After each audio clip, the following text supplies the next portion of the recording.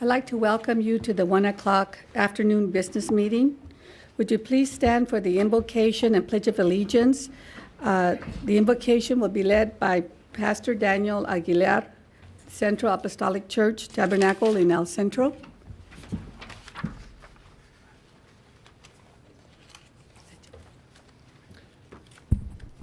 Good afternoon, ladies and gentlemen. I've been given the honor to lead the invocation and subsequently the Pledge of Allegiance. So if you would, doff your caps. If you have them on, take them off in respect, and also bow your hearts with us in prayer as we sing.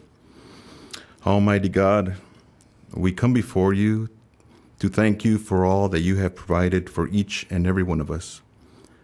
We thank you for the life you give us, for permitting us to live in the greatest country on earth, and for everyone and everything that makes the Imperial Valley a great place to live. We thank you especially the day after Memorial Day for all of those who gave the ultimate sacrifice, and ask that you would bless all of their loved ones. We also come before you acknowledging that you move in the affairs of man, to humbly ask that you would endow this board of directors with wisdom, that you would give them the insight, the integrity, the fortitude to do what is proper and pleasing unto you. We also ask that all who would approach this board do so in a spirit of respect, in deference to the great responsibilities that this board is tasked with. In your precious name. And now if you would put your right hands over your hearts and gaze towards the symbol of our national pride, shall we say, I pledge allegiance to the flag of the United States of America and to the republic for which we stand, one nation, under God, indivisible, with liberty and justice for all. Thank you very much. Thank you, Mr. Aguilar.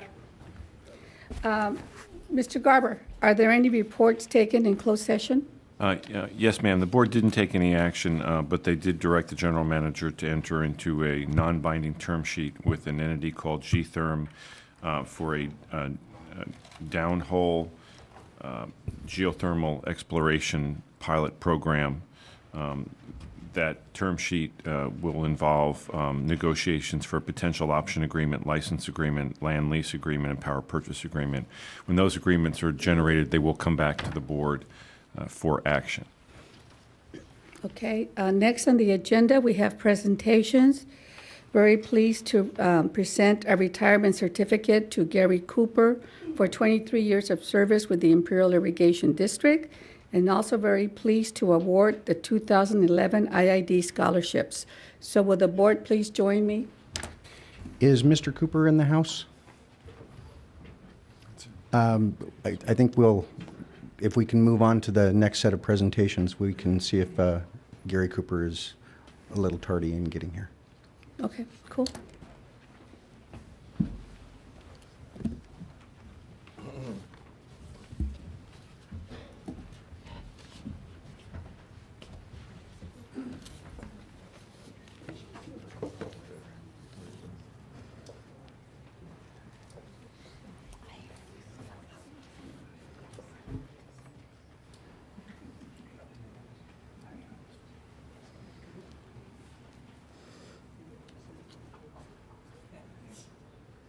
Okay, we ready?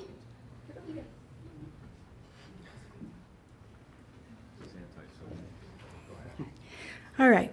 My name is Denise Bohannon, and I had the honor of serving on the IID Scholarship Committee this year. I would like to introduce the other members of the committee, and if you're here, please stand. Angelita Alvarado, Don Campbell, Mario Escalera, and Rosa Maria Gonzalez. Thank you.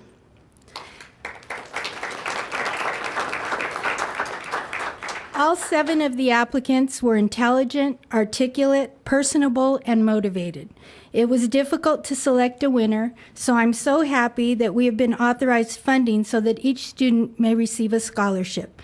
They are all winners. To the parents, you've done a great job and should all be very proud.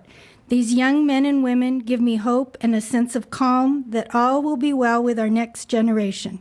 They are caring and compassionate, civic-minded, yet motivated to succeed. Young men and women, as I call your name and announce your award, please come up to be congratulated. Parents, once your child has received their congratulations and their photo has been taken, please come up so that you may participate in a group photo. So here we go. Our first winner is Alexis Lopez, daughter of Mary Perry, the Energy Department. You're awarded a $500 scholarship.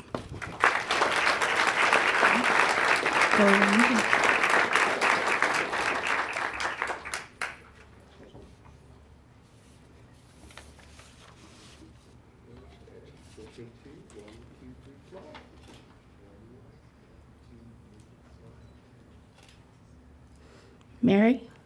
Linda, you want to be?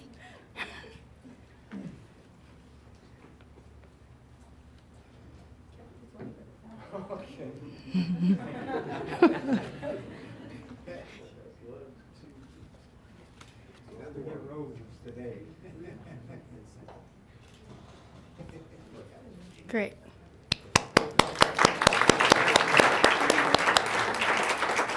Our next winner is Virginia. Oh.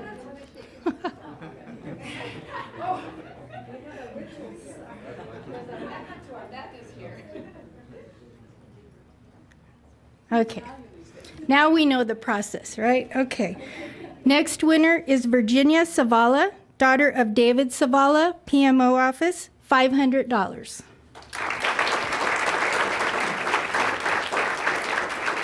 Congratulations, Virginia.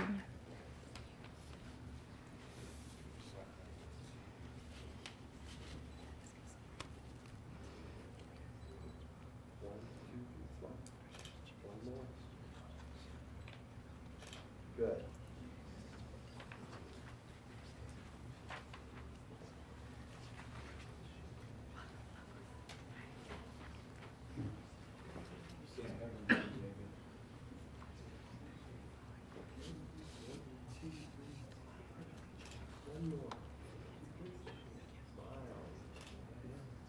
Good job.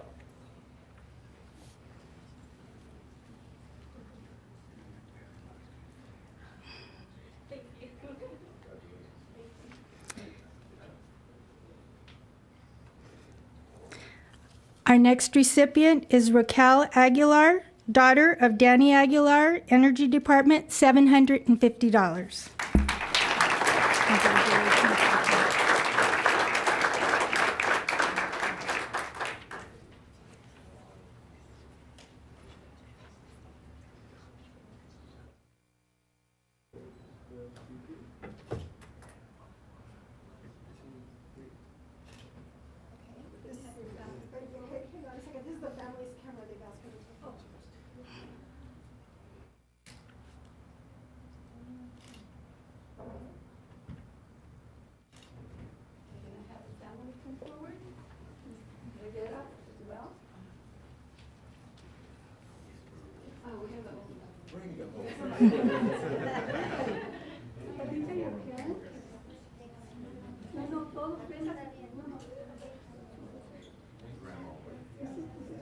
She doesn't want to.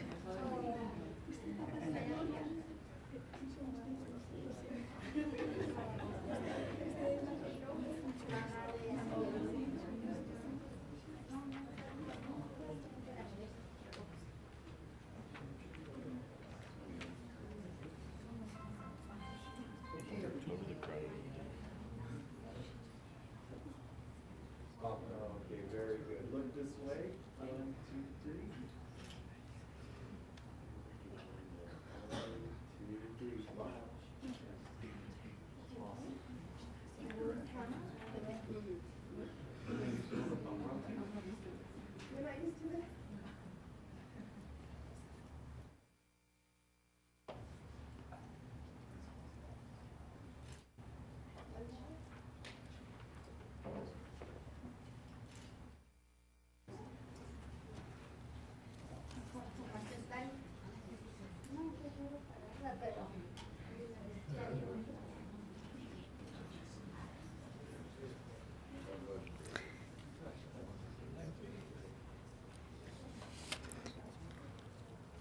Our next recipient is Caitlin Head, daughter of Charles Head, Energy Department, $750.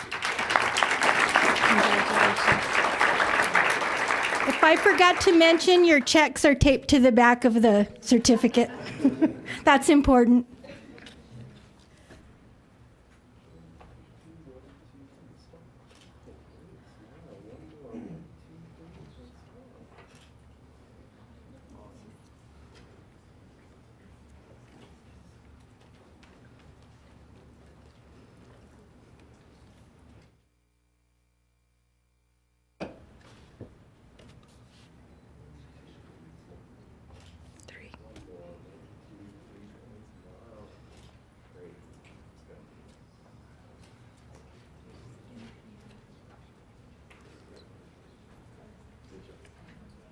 Next, we have Preston Hutchinson, son of Kevin Hutchinson, General Services, $1,000. Preston, checks back here.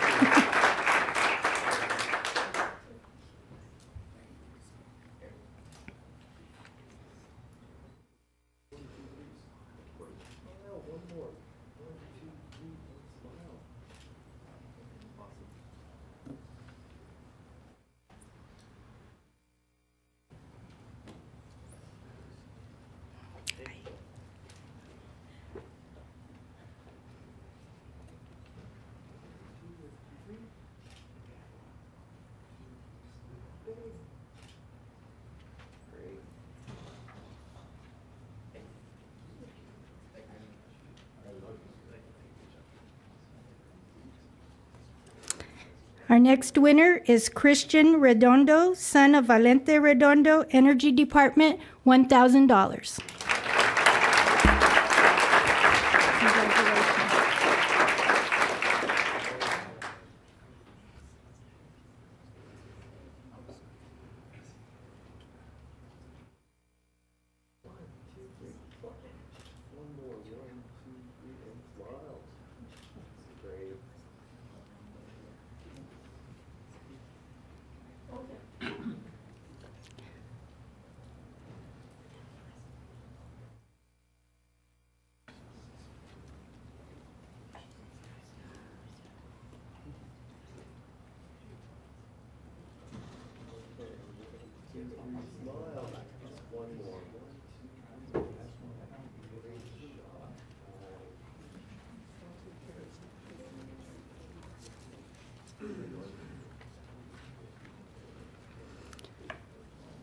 Okay, last but not least, the $1,500 winner, Brooke Bradshaw, daughter of David Bradshaw Water Department and Dee Bradshaw General Services.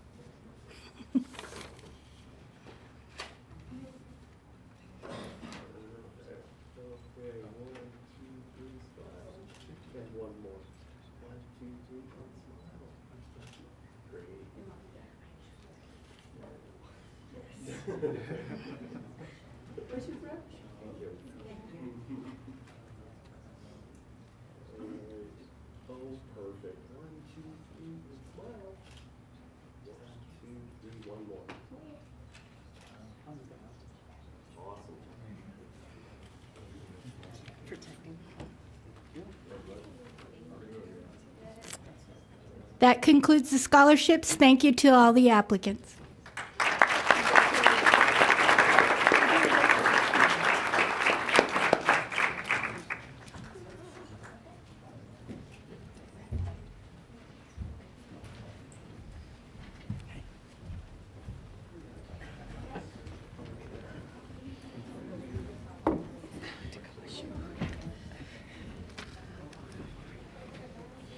Mr. Cooper did not sneak past me, so he is not in the house. We will make sure that he gets his tokens of our appreciation in honor of his retirement.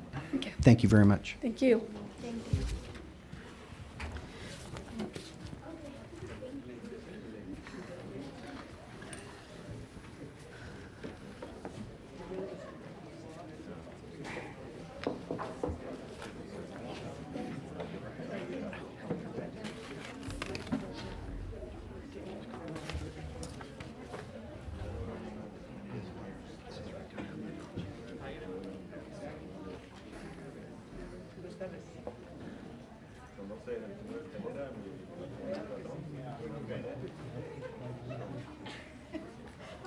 for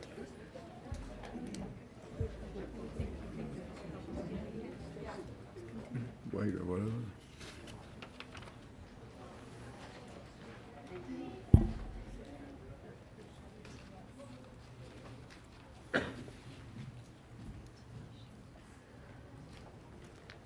Are there any items to be pulled from the agenda or order of items of the agenda to be moved around? Mr. Kelly? Yes, President Mendoza, we'd ask that you, what's the number of the item? That you take item 16 as information rather than action. Okay. How about number 17, were you going to table that? When that one comes up, I think the board ought to Okay. discuss it, but Okay, I I won't move. prejudge it. Okay, I move for approval of the agenda. Is there a second? Second. Please vote.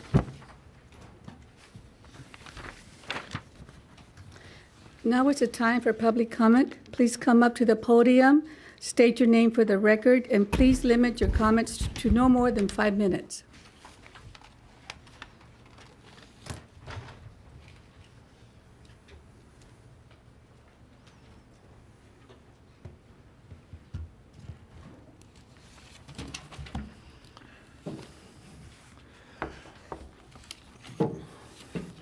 I'm back again. My name is Orby Hanks. I'm from Brawley, California, and I think you have a sheet that has been passed to you. There's room there for an answer, and I hope I can contact your secretary and maybe pick up those answers later on. Just a few questions, and who can answer them?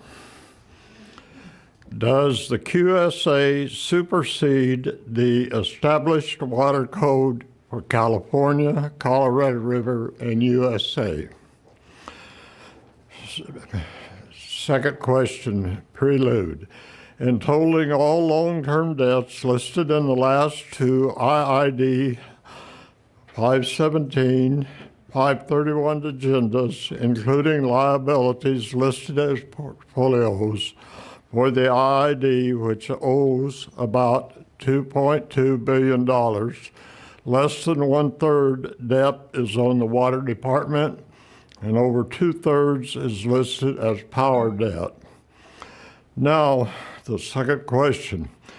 Now, when it comes to paying off these debts, do all ratepayers, including Riverside participants, take part, or just Imperial County ratepayers? If the board does not have the answer here, I would appreciate directions from you, Madam Chairman, or the general manager as to where I could get this information. Mr. Kelly? President Mendoza, with the board's concurrence, I'll consult with people in a position to know, and I'll get back to Mr. Hanks with representative answers. Very good. Yeah. Director Hanks? Yeah, for clarification on number 2, are you talking about in the event of a default? Is that what you're referring to when it comes time to pay off these debts? Repeat that again.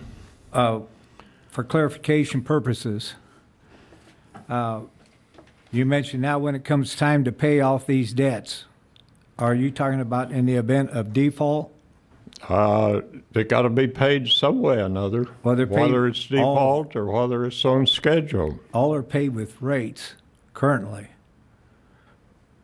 All are paid with rates. The ratepayers pay. Yeah. Okay, so it is. So, but in the event of a default, it would not be the same. Yeah, okay. Well, I will check with the general manager on that, because at the rate we're going, I think this is very important information. The public needs to know where we're headed, and probably for the first time in years, I think we're going in the right direction to where that if we know the facts, we can support you people. Thank you. Thank you, Mr. Hanks. And Mr. Kelly will get back to you within a short time, a reasonable time. Is there anyone else that would like to come before the board at this time? If not, I will move on to comments from board members. Director Sanchez? No comment. Director Manville? Yes. On 23rd, Monday the 23rd, Director Desert and Bruce Wilcox and myself met with San Diego County Water Authority members. The Water Authority members that we met with were Mark Watton of the Otay Water District, Doug Wilson of the Padre Dam Municipal Water District, Fern Steiner with the City of San Diego, and Frank Hilliker with the Lakeside Water District. Hala Razik, the Director of Colorado River Programs for San Diego County Water Authority, was also there, and Darren Simon, who was a representative for San Diego County Water Authority, was there also. We met at 10 a.m. at the IID Water Control Center, and Director Desert, myself, and Bruce Wilcox, representing the IID, we all drove up together to the managed marsh. We toured the managed marsh. We drove around Red Hill. We drove through the Salton Sea, which has exposed playa, drove around New River and the Alamo River outlets.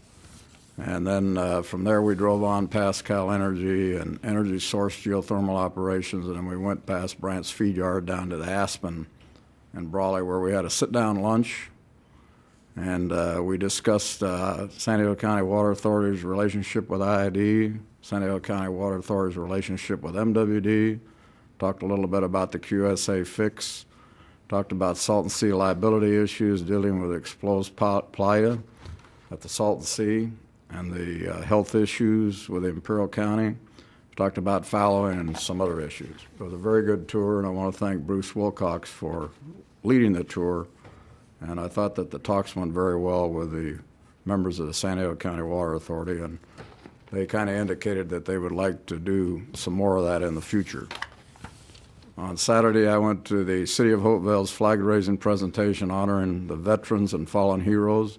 It was led by IID employee David Bradshaw, who is the mayor of Hopeville. The keynote speaker was former Congressman Duncan Hunter, and they dedicated a memorial wall to the residents of Hopeville who had died in World War I, World War II, Korean War, Vietnam War, and Iraq War. On Monday, I know Director Desert and I both were at the Memorial Day ceremony held by the Elks Lodge and the Naval Air Facility. Gil Perez was the master of ceremony. Speakers were Captain Richard Thompson from the base and Sedalia Sanders, the mayor pro temp of the city of El Centro. And the flags and theme songs were the Army, Marines, Navy, Air Force, and Coast Guard. It was a very nice turnout, so thank you. Director Hanks. Yeah, I'm going to forego making any comments if our general manager is going to speak on the need for QSA-related updates. Mr. Kelly. Yes, President Mendoza, members of the board, as you know, the latest in a months-long series of meetings with the Southern California water agencies led by the Bureau of Reclamation's Lori Gray Lee just culminated in a meeting last Wednesday at Metropolitan Water District headquarters in Los Angeles. We did brief the board in closed session, and at the end of that discussion, it was the feeling of the board, and it's one that we certainly concur with, that we need an item that appears in open session at a convenient time for the public, so that residents of the Imperial Valley, our water users, and the public at large is made aware of and completely abreast of not only the dispute between MWD and IID concerning the early mitigation water that we released into the Salton Sea in 2010, but efforts to fortify the QSA Joint Powers Authority, particularly as it relates to Salton Sea mitigation. And it's my intention to bring that back to the board before June is over. Thank you. Mr. Garber? No comments, Madam President. Okay, moving on to the consent calendar. May I have the consent agenda? Could I have a motion to approve? Move to approve. Is there a second? Second. Please vote. Moving on to information, number 5 on your, item 5, page 12 on your agenda, executive, review changes to policy number 1551 regarding annual inventory of stock material. Good afternoon. I was part of a committee that updated the inventory policy, and that committee consisted of personnel from, of course, internal audit and general services, the energy department, and the water department. All concerned operating areas were included. So what we did is we updated a policy that was last adopted January 4th, 1993. Gloria, you forgot to turn 1993. off Your the timer. 5-minute. No. Continue. Yeah, okay. No, please continue. Yes. Now let me highlight a few of the changes here. First, now the policy will document a collaborative effort between internal audit and the materials resources superintendent. It will establish the material resources superintendent's responsibility to direct and supervise the inventory, especially his employees, the personnel that work in the stores. It updated the policy to include current SAP terms. The previous terms were AS400 terms and processes. Now we have SAP terms. And those are in respect to various input fields and reports that are necessary in SAP.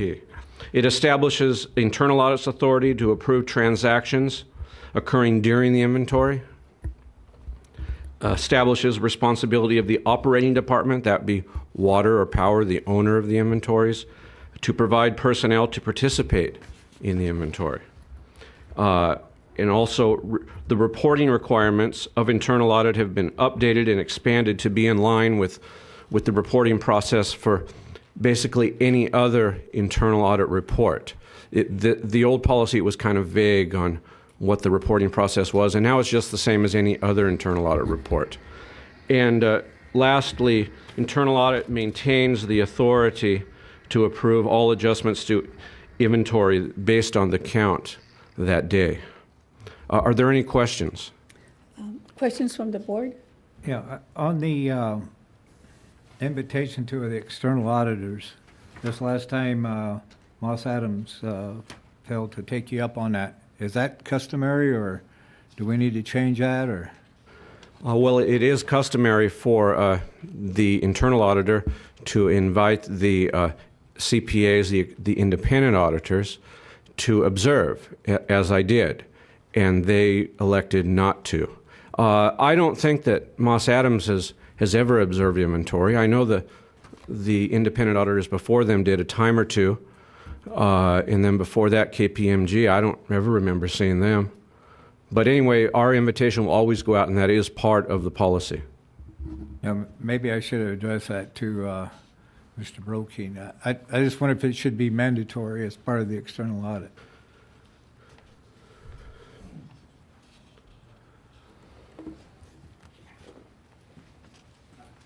Good afternoon. Mr. Brokeen is, I believe he's on his way. I could address that usually in the scope of when external auditors plan their scope of work, they'll address that based on the risk that they see based on the materiality of the inventory. So I wasn't privy to their risk assessment process, but that's how they determine whether or not they're going to observe inventory. If we want them to do that, I'm sure we could request that they do that as part of their normal work. And it may involve additional fee. I can't speak to that for sure. Okay, thank you. I think what he's saying, to put it in simple terms, is that it's up to the independent auditors whether they're going to observe inventory or not. They certainly have an audit program that gives them the chance, that suggests that they observe inventory, but that's ultimately up to them, not IID staff, not IID internal auditors. it's their choice. But all we can do is let them know. We can't force them to do it.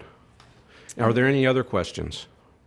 No, I'd just like to commend you and the staff at the two stores, both here in Imperial and La Quinta, for the outstanding job they've done from the prior years to this year.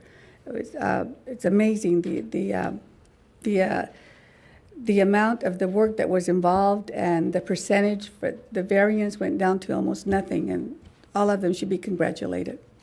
Yes, thank you. We'll bring this back for approval on the June 7th meeting. June 7th. Thank you. Thank you. Also, under information for executive, we're going to move item number 16 from action to information. Who's going to handle that, Mr. Kelly? Oh, that would be John. I think we'd call on Director Menville to Menville? at least You want to move that up now? introduce Yeah, it's it. under executive, yeah. 57. Page 157. Diane, you want to take the lead on that? Sure. President Mendoza, members of the board, Diane Kaysen. I'm here as a member of the Joint Strike Fighter F-35C support group. I'm going to give you some information today with a quick PowerPoint on information about the potential of home basing the F-35C at NAFL Centro. Let's see. The F-35C replaces the aging FA-18C Hornet, and it kind of modernizes the capability, the strike fighter capability in the Pacific Fleet. The home basing will begin in 2015. The decision of where to home base the strike fighter force will be made in 2013. And a complete transition to the F-35C will be made by 2025. There are 134 air facilities that were considered for this home basing, and the criteria that they used was distance to aircraft carriers. They evaluated the elevation of the airfields relative to sea level. They looked at infrastructure, the number of runways that were there and the runway lengths, the distance to the training ranges, and then finally the operational capability, which was the airfield function and its capacity. And when they looked at all that, out of those 134 facilities, they came up with two that met their criteria. One was Naval Air Station Lemoore, and the other one was Naval Air Facility El Centro. There will be an impact, of course, on Naval Air Station at Naval Air Facility El Centro. There's going to be 7 squadrons with 10 aircraft each that will be added, and a fleet replacement squadron of 30 aircraft.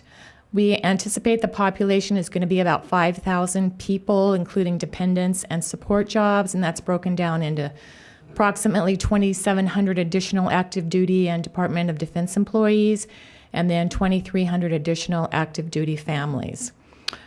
NAFL Centro currently houses approximately 800 military and civilian positions, so this would be quite an increase at the facility. And their current annual payroll is $22.9 million. The currently a naval facility would be upgraded to a naval air station if this was to happen. There would be construction jobs for the new infrastructure, obviously a population and job increase. And just as a side note, there's no plans to expand beyond the current base boundaries. So the base boundaries are capable of handling it. We don't have to add any more land to the base. And then, of course, there will be an impact on Imperial County. We're going to increase the economic impact in our communities. Right now, the base impact is approximately $115.5 million annually, with over 1,300 direct jobs and indirect jobs. There's going to be a demand for housing on and off the base, and it's estimated that there's 15 jobs created for each new home built or sold. There'll be an increase, again, in the military and civilian population. There'll be a big increase in the strategic importance of our nation's military operations by having that base here. And on the other side, there's going to be an increase in the need to restrict encroachment. With the increase in the duties out there, I think encroachment will become much more important of an issue. So that, and then there's also going to be an increase in noise pollution because I'm sure those planes make some noise when they come over.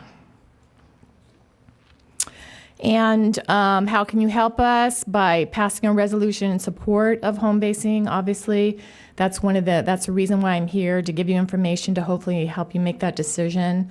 We're hoping that with those resolutions that we gather, we'll contact our representatives in support of home basing it here, and you can join our support group and join the Navy League, which is taking a big hand in this. And the person that's our co-chair and the president of the Navy League is Gail Fennell, who can give you a lot more information.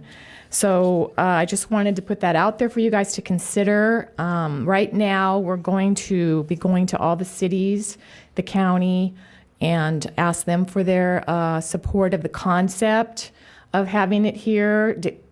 Depending on what happens with the environmental information review and all that, because we don't have that yet and we don't know exactly what that's going to say. So it's just basically supporting the concept of having the base here. Lemore's already ahead of us. They have resolutions already from all their major players, so we're kind of doing catch-up right now. But anyway, that's my presentation, and if you have any questions, I'd be glad to answer them. I do. I have one. The competing naval station, do they have the required construction housing, or do they have to also do new construction? They're going to have to do some infrastructure also. It's going to require hangars and, updated. What about housing? I think that's one of the things that's in our favor is the cost of our housing here, but they would probably have to do some housing too. So they have infrastructure issues also. Questions from the board members? Diane, Yes. this resolution, even though it says IID, is pretty similar to all of the resolutions you're taking to the different chambers. That's and the correct. County, That's et cetera, correct. right? A sample resolution was drawn up, and it was all of them are pretty similar. Right now, the city of Calapat is the only entity that has already passed a resolution. So. But you're going to all of the chambers in the different cities? Yes. Are you going to the city councils too, or just Yes. the chambers? City councils, the county board of supervisors. We may even go outside the county. We may try to get letters of support from Riverside County, from Orange County. We've talked about San Diego because, this all impacts our area. So we're even looking to go maybe even to Arizona for support. So we're trying to get as much as we can. Director Hanks, do you have any comments? Yeah. Trying to keep up with you, Diane. What hat are you wearing today? I know. Well, this is my member of the support group for this. This is my hat today. Okay, but it's not the enterprise zone, No, right? it's not. It's not in my enterprise zone, and it doesn't. Although it would affect the whole valley for economic development, it's not. I'm not here on behalf of the enterprise zone. Okay, I've got a couple of questions. One, will it add additional effects on the area of influence of the Navy base other than where it's currently?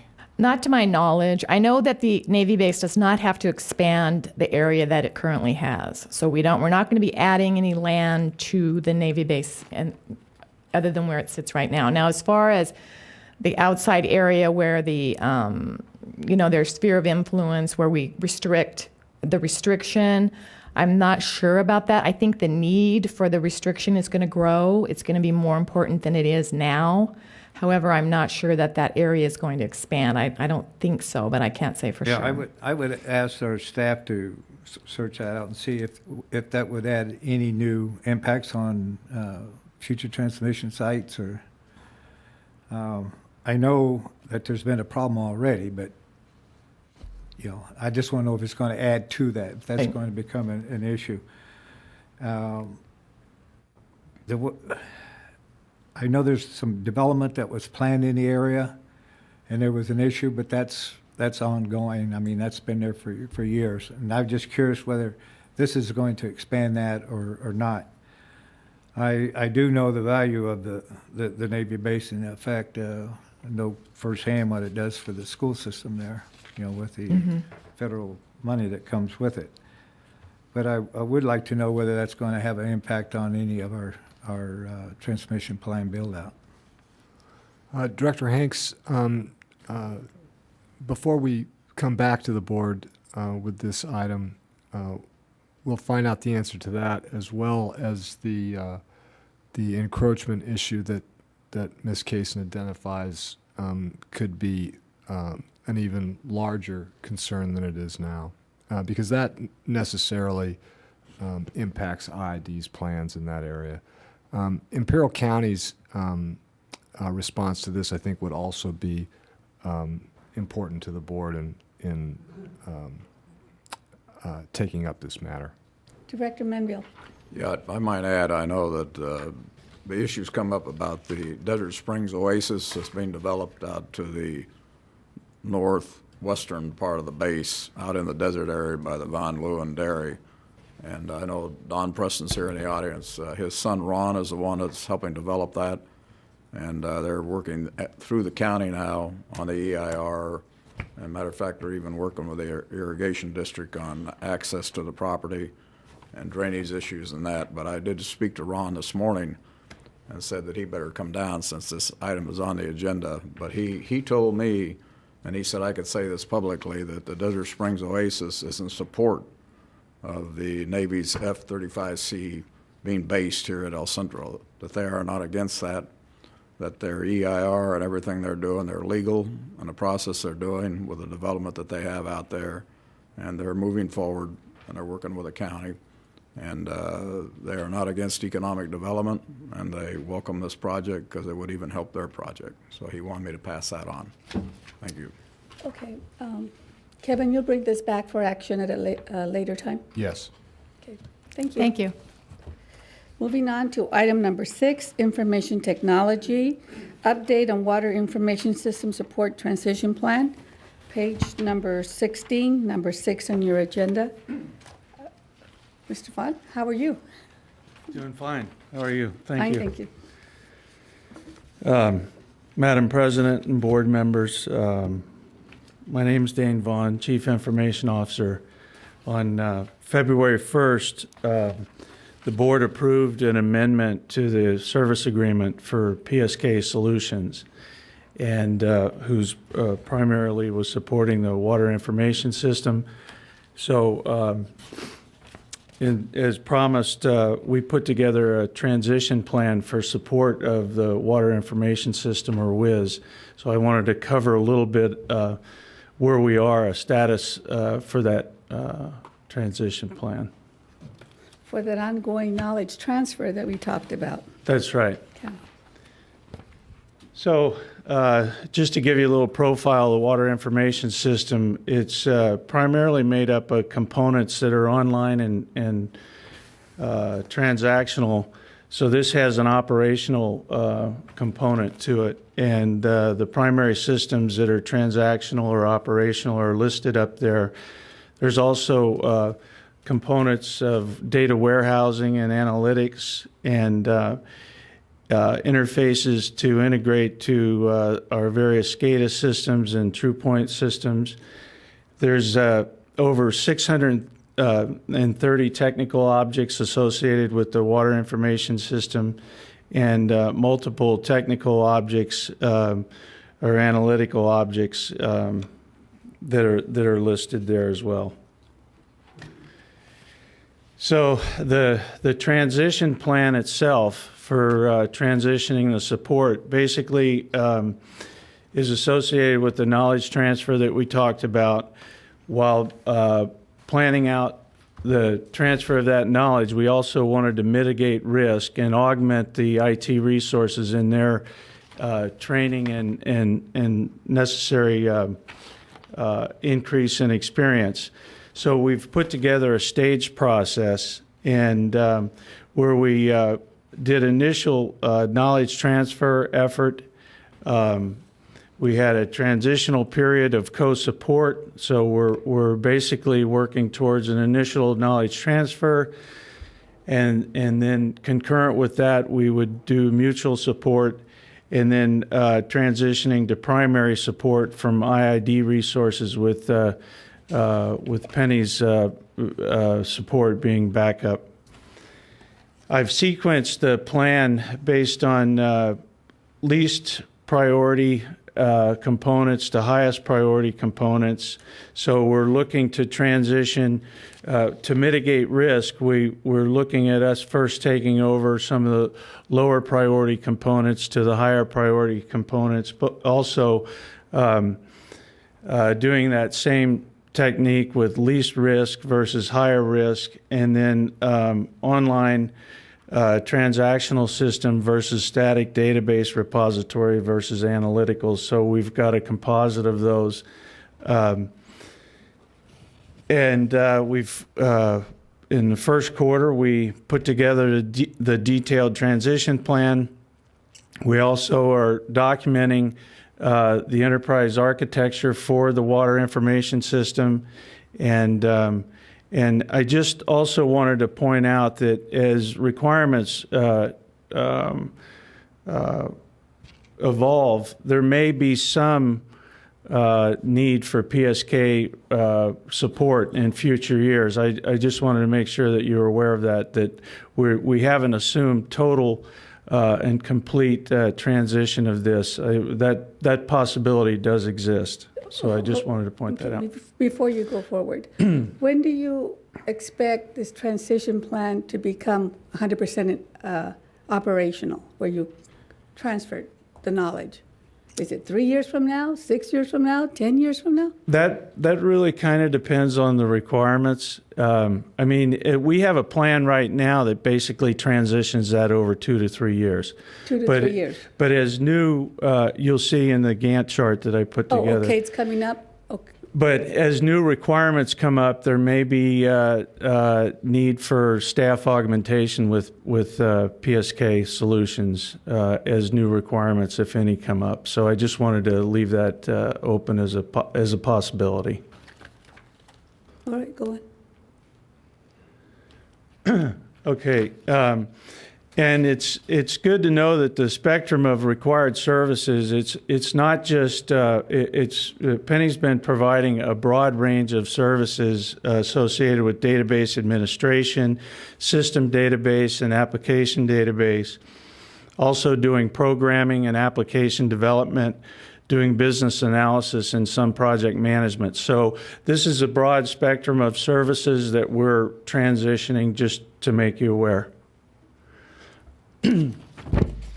So the primary business drivers include the following program: safe drinking water compliance, transition to clear SCADA, various system architectural segmentations, main canal decision support system, which it's interesting to note that during a period earlier this month, Penny was not available, and we assumed full support of that. So that's evidence that the transition plan is working fairly well.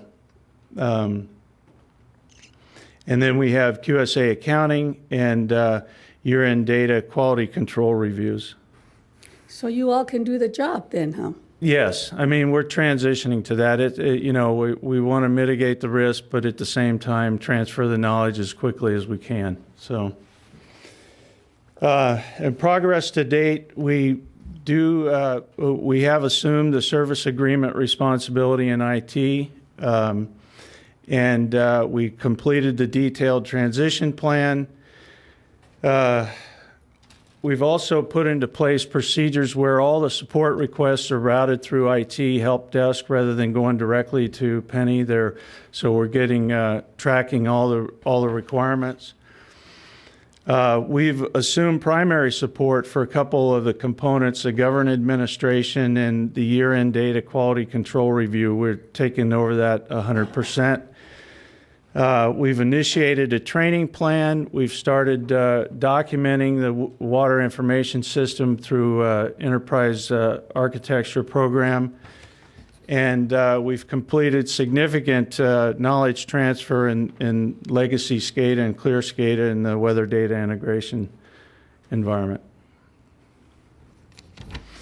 So this is a bit of an eye chart. I think the important things to note, if it's indicated in green up here, it's been completed or it's in progress. And as you note, there are several areas that are are completed on schedule or are actually ahead of schedule. If there's yellow, indicates that we've rescheduled some things due to constraints. For instance, in the case of training, there wasn't a class available at that time, so we've rescheduled that. But essentially, we're either on schedule for these items or ahead of schedule.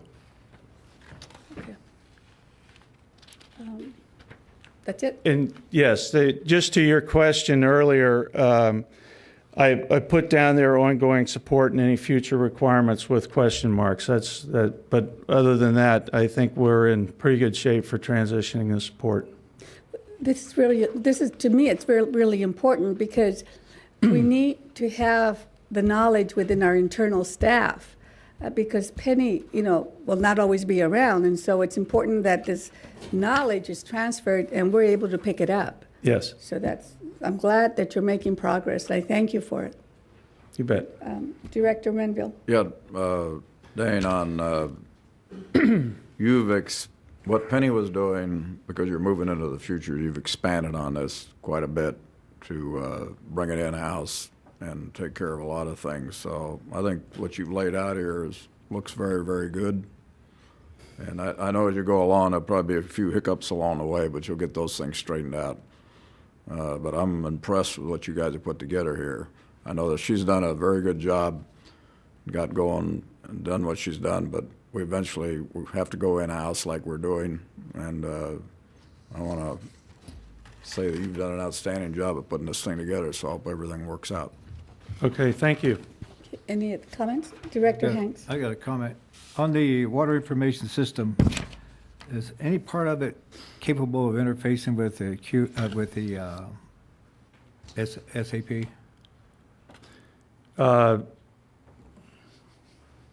We actually already have interfaces. They're not real time, but we do transfer information via batch. We download information and upload it into. Well, let me ask this: Will it ever be real time? Is there any plans to have it real time to interface with? I believe I'd have to look on our architectural design, but I believe most of the interfaces are supporting analytics, so there's not a need to have real-time interfaces established between the two systems. Mario, would you agree with that? Or yeah. What do you use to back it up? Well, the backup system is is part of our data center, so that's done on a nightly and a weekly basis and a monthly basis. So the water information system is part of our standard backup for data center operations. Okay, and one last question. On the data that you accumulate on the amount of water conserved in the IID MWD program, how is that data transferred to MWD? I'll need help on that. Typically, we have summary reports that is transferred over, not detailed data. We provide summary reports developed by the consultants through a standard protocol that was agreed to under the PCC, Project Coordinating Committee. So they basically look at year-end analysis, not individual pieces of local information. It's either a paper copy or a disk or? Yes, both paper and electronic. Okay. Any other questions, comments? Thank you. Thank you. Moving on to item number 7, page 24 on your agenda, water general matters. Mr. Villalon. Thank you, President Mendoza. Just a couple of items. We've had some really strange weather. Cooler but windier, which makes us use kind of an unbalanced same amount of water. We are approved at 2.86 million acre feet through the end of the year. We're hanging at around 14,000 acre feet below that. We'll see the next few weeks how the weather patterns hold out. It's been very variable. It's extreme conditions, hot one week and then windy, very, very windy and cool the next. So we will see how our water use continues this year. The other main thing we're looking at is we have coordinated a meeting with the Bureau of Reclamation and a couple of the Imperial Dam Advisory Board members, agencies, to review for an amendment of the AEC operating contract with the Bureau. We're looking to have a third amendment which addresses reserve accounts for replacement of facilities at the Imperial Dam area. First one, of course, being a priority is the electrical system. But we will be creating a team internally to review this. There's a lot of legal questions, financial questions, which we will have to address as we go forward. We're concerned with the cost as well as the other agencies as they come forward and as the infrastructure ages in different periods. As that develops, we'll come back to the board, inform you where we're at, and seek your approval for different actions. And that's all I have. That's it. Any comment or questions? Yeah, you said the order was 2.6? The approved order of 2.86 million. 2.86, is that pretty consistent with last year? It's some slight amount of decrease because of the transfers, if I remember correctly. So this 14,000 is based on the 2.86, not the prior year, right? That was the current approved order of 2.86 million acre feet.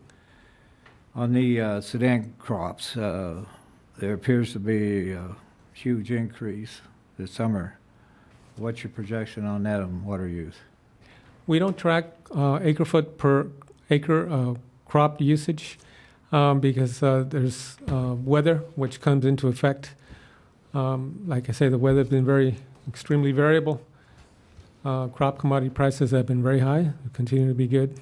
We will see how that affects water usage the next month or so. We will probably start trending up in water use.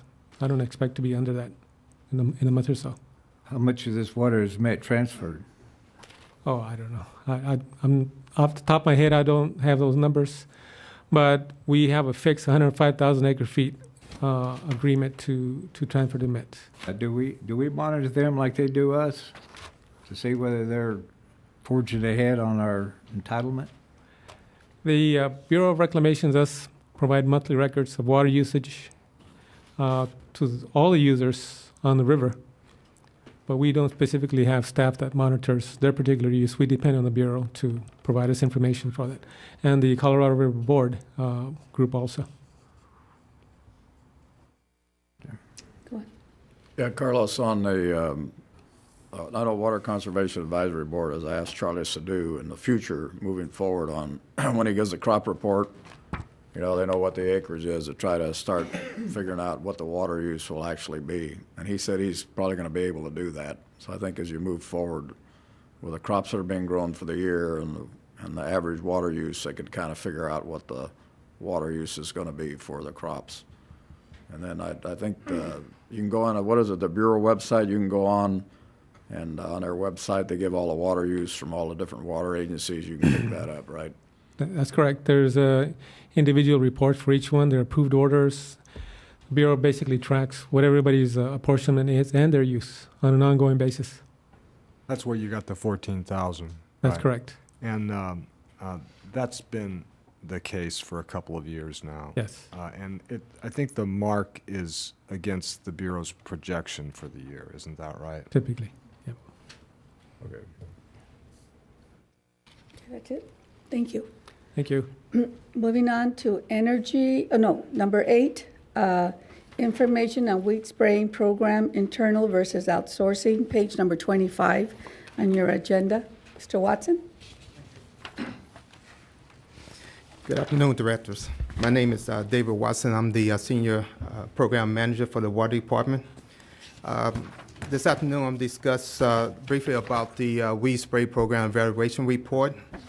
And what I'm going to do is just take some segment of that report, and I think it is important, and discuss it with the directors.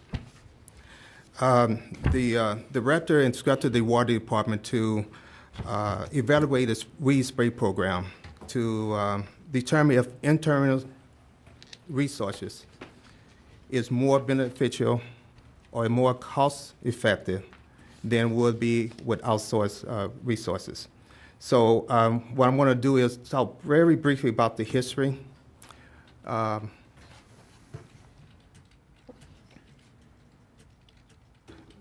Briefly about the history and trying to give you some kind of idea of how we got to this point. And when we used to spray, we used to go out there and start spraying in February the 15th, somewhere around that area, and spray all the way to the end of December. We used to go and spray 2 or 3 times, and the best part about that was because the plant was small, we was able to get around and get it before the plant actually go into seed formation. So that was the best part about spraying year round. And also we use different type of chemicals in order to control the vegetation growth. In February of 2000, the IID decided to contract out the spray program. And in that contract, it was used to state that we're going to spray a certain area in a certain time period. And as we go through this slide, you'll see some of the difficulty that we had on that. But the main purpose was that we need to try to balance the budget, and they used the maintenance program, some of the maintenance program to cut some of the costs. So, Mr. Watson, Yes. before you continue, if I could ask you a question, please? Sure. Before February 2000, what was the budget for the IID weed spray program operation? Madam President, I do not have that figure. I can get that figure and give it to you, but it was somewhere in the neighborhood, and just off the top of my head, it was around about $2.5 million. Okay, so maybe about $3 million. So it went from that to 1.6 for. Right. Okay. All right. Yes. Thank you. Okay. I'm going to discuss a little bit about the coverage area because this is very important. In the contract, it stated that we will spray 3,000 miles, and that's spraying one time. What I did is I went ahead and took the coverage area that we're going to spray. I remodified what we're going to spray. The original contract with the contractor stated that we would spray from the toe of the water up to the top of the bank over about 2 feet. We're not to spray the top of the roadway, and we go from the toe of the right-of-way up 2 feet. So we will not to spray inside the channel, but those are the areas that we're going to spray. So what I did, I had the engineer session get together and recalculate the spray width of spraying from all the way across on the concrete lining. We'll spray all the way across and get all the right-of-way, the roadway, everything along the concrete lining, and also on the earth line canal. On the grains, we went and sprayed from the water line up all the way across, and then on both sides we will spray that. Inside the ditch is a little bit different because it's certain type of chemical you can spray inside the ditch. So what I did, I kind of separate that and have its own meter, if I can go that way, is that they're only going to spray a certain chemical inside the ditch. So the width is a little bit different. So when I did my calculation to come up how much chemical we'll spray, it's come out, as you see, it's going to come out a little bit different. So so I have about a little bit over 7,000 miles. That's about 2.5 times than what we normally spray. On the contract services, you have the contract will take care of all the equipment, the labor. They will take care of everything. Only thing they will not do is have write out the written recommendation. Only IID PCA will write out the written recommendation. They only spray 3,000 miles, like I said, and then the time period was on from February to August 31st. And that's a big difference from spraying from year round. They also have to propose all the licenses and permits and registration. They were limited to a certain type of chemical. And so we was kind of at a handicap on that also. So the overall current contract was $2,064,000, and that's including the to spray at least twice a year, and also That includes the TAMRIPS program, which the IID approved for a 5-year program with $345,000 for chemical only. So that's included in the $2,064,000. Talk a little bit about the comparison chart. What I really want to talk about is the experienced certified operators. Right now, IID does not have a certified operator. Did we have him before? Before, was not required to have certified operator. The laws have changed over the years. So what we did is prior have 2000, we were not required to have certified operators? That's correct. Okay. And so as you look at it, we will have to go out and hire certified operators. It's very important that the operator know what they're doing out in the field. That's a must. As you can see that as we go out and spray on a certain area, we have to make sure that when a gust of wind or if something happens, the operator be able to handle it because there won't be no supervisor around. So the liability part of that will be that the a drift into adjacent field, chemical spill that we have to have cleaned up on that. So it's very important that we have certified operators knowing what they're doing out in the field. The internal resource required, we have the labor, the equipment, and the transportation. The annual cost on that would be $1,788,000. On the labor portion, program manager, that's how many people will be needed? The program manager would be one. He'd be supervising the operators. So 6, 7, 8, 9. Are these people they would need to be hired? They would need to be hired. We're not looking to add on work to someone else or I'm not sure, or close another job and then do away with another position. No, these are full-time positions requiring planning, coordination, ongoing work. This is additional staff, yes.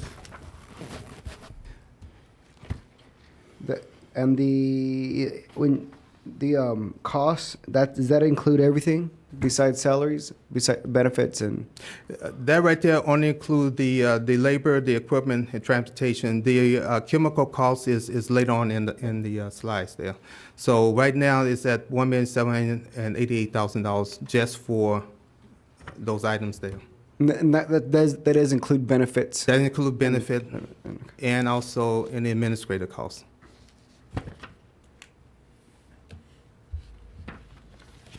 Now, to get everything going, the initial cost to purchase this equipment, you have 6 spray where you have to purchase, and you will have a truck for the vegetation equipment technician, and a 4x4, one 4x4.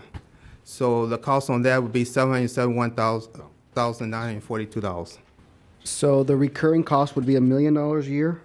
The recurring cost would actually be about $371,000 on a 2-year replacement. We finding out that the equipment is not lasting very long in the field because of the rough terrain. They hit gopher holes, they go undermine, they tear out radiators. So the condition out in the field warrant that we probably have to replace the 2. If we get 3 years, that's be the added plus on this. So it's $300,000 a year or $300,000 every 3 years? No, $300,000 annually. Annually, on top of the $1 million in labor with salaries and benefits? That's correct.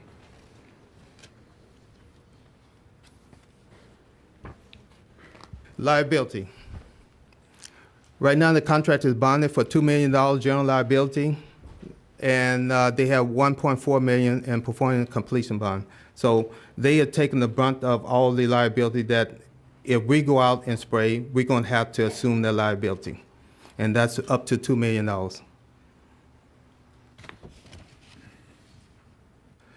To implement the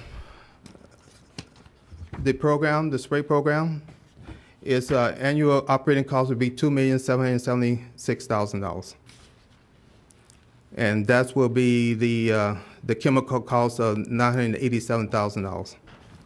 that's the question I think I just answered, right? Right. And I think you told me the answer was 1.4 million because of $1 million for salaries and benefits, and then 300 and some for equipment annually. Right. Plus the chemical.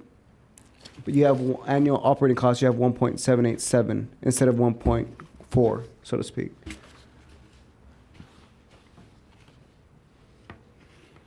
Okay, you have your labor, your equipment, which is your 6 spray trucks, and of course you have to get a forklift, and then transportation you have 1 for 4x4. It come out 1.7, actually 1.8 million dollars. Right. But a lot of those, that, for example, the trucks, equipment, and transportation, those are not necessarily going to be purchased every year, but every 3 to 5 years, as you said. And it's the spray wood truck maybe 2 to 3 years. Now the pickup probably be about 5 years on that. I think that's just a replacement cost for a regular 4x4, or 150,000 miles. I think it was.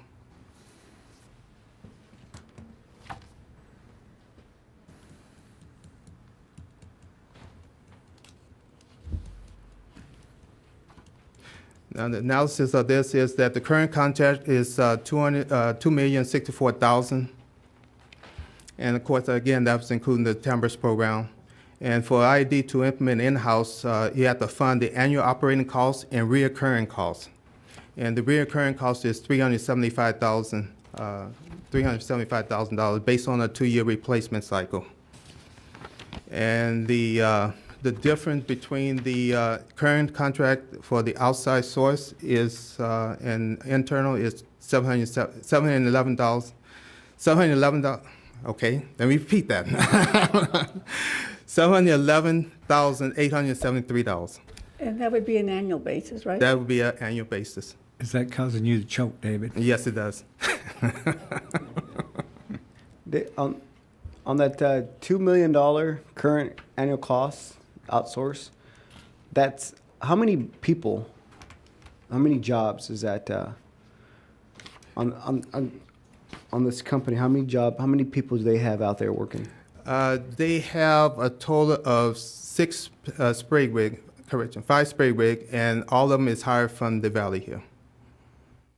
So is it about the same number of people we were need to hire? About 5 or 6, 7, 8, something like that? Yes, but you will have to hire 6 because of the fact that we have 1 additional spray rig, because I have 2 with the lone boom to handle the big drains and some of the all-American works and stuff like that. So to compare it, it's about the same on the comparison rate on that. Okay, Director Hanks? Yeah. David, help me understand this. Okay. Okay, currently on the outsource program, how many miles are you doing? Outsource is about 3,000 miles or 16,000 acres. And what you're proposing, you would cover 7,000? That's correct. That's be about 2.5 times. Okay, and currently, we all know that we're getting overran with salt and cedars and the weed. If we keep the same program in place, are we going to catch up? When I took over that position about 4 years ago, that was my main concern, is that we didn't have a year-round spray program. And we hadn't had a year-round spray program for a whole 10 years. And so if you factor in all that, and we were just getting further behind, with the year-round spray program, I believe in another 2 or 3 years, we should have everything all caught up and everything back going again. Okay, now whenever we start comparing prices, costs, apples to apples here. Okay. If we're not maintaining the weed control, and then obviously we have to do it with mechanical That's equipment. correct. Did you consider any mechanical costs in this or labor? I did not include any mechanical costs. Because that's in another department, Because that's right? in another one, yes. Okay. Now, obviously, this would cost more. Has this been presented to the Water Advisory Board? No, I haven't. I want to come to the board first before. Okay, yeah, I would like to, because at the end of the day, roughly 97% of the cost of this is going to be paid by ag, is it not? That's correct. Okay, so I'd like to hear their input and what they think, because I've heard from a number of the growers that with our mechanical extraction, curly dock and so forth is getting into their beet fields, and so we're just doing some cost shifting on them, more than cost shifting, because they're having to spray their fields more. That's exactly right. Look at the bottom line, the cost to the water user may be cheaper in the long run. Right. And go along with that, Director Hanks, is that the curly docks are the annual plants, and they start germinating in the fall. And we have been spraying in the fall, so apparently what happened is that the plant begin to grow, go into a maturity, and then once they go into maturity, we done lost the battle.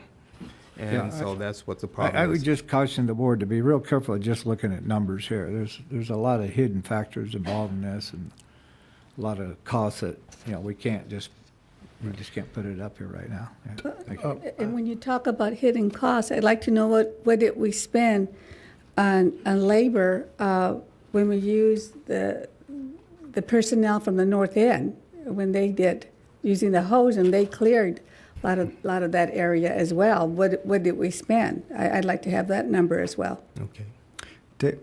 David, the contractor services, that will begin February 15th through August 31st. That was yes. And that was the cost of $2 million, and the cost of IID doing it is a year-round type of thing, right? Right. What would be the cost if we had our contractor do year-round? I think that would be important. What I'm looking for is if a contractor can create 10 jobs year-round, and IID's only creating 6 or 7, I'd have to go with 10. If the IID is going to creating 7 and the contractor is only creating 5 or 6, and it's the same price, well, then I have to go with the higher job, which would be have IID do it. I think the most important thing here is putting people to work. So I'd like to see a cost for a year-round contractor service, and see if they would actually have to hire more people, and it still see if it's still more affordable than our costs, if that's possible for the next time. So I think this is a informational item. Just don't leave our guys out there with that hole in 117-degree weather chopping weeds, huh? No.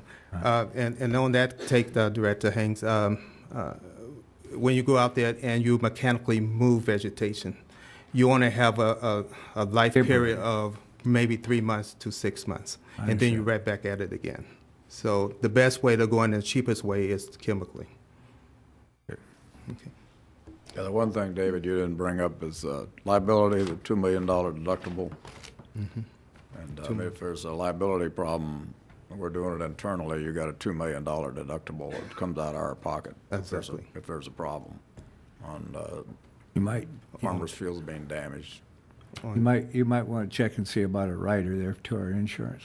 I already checked into that. He said there shouldn't be no added expenses on that, so we should be okay. Have there been any incidents in the past 5 years of the spraying company having conflict with the farmers and their fields and so forth? Have there been any claims against the spraying company for damages? I know it's of 3, but 2 of them were not legit. Doing some tests and stuff, I found out it was not the chemical they were spraying.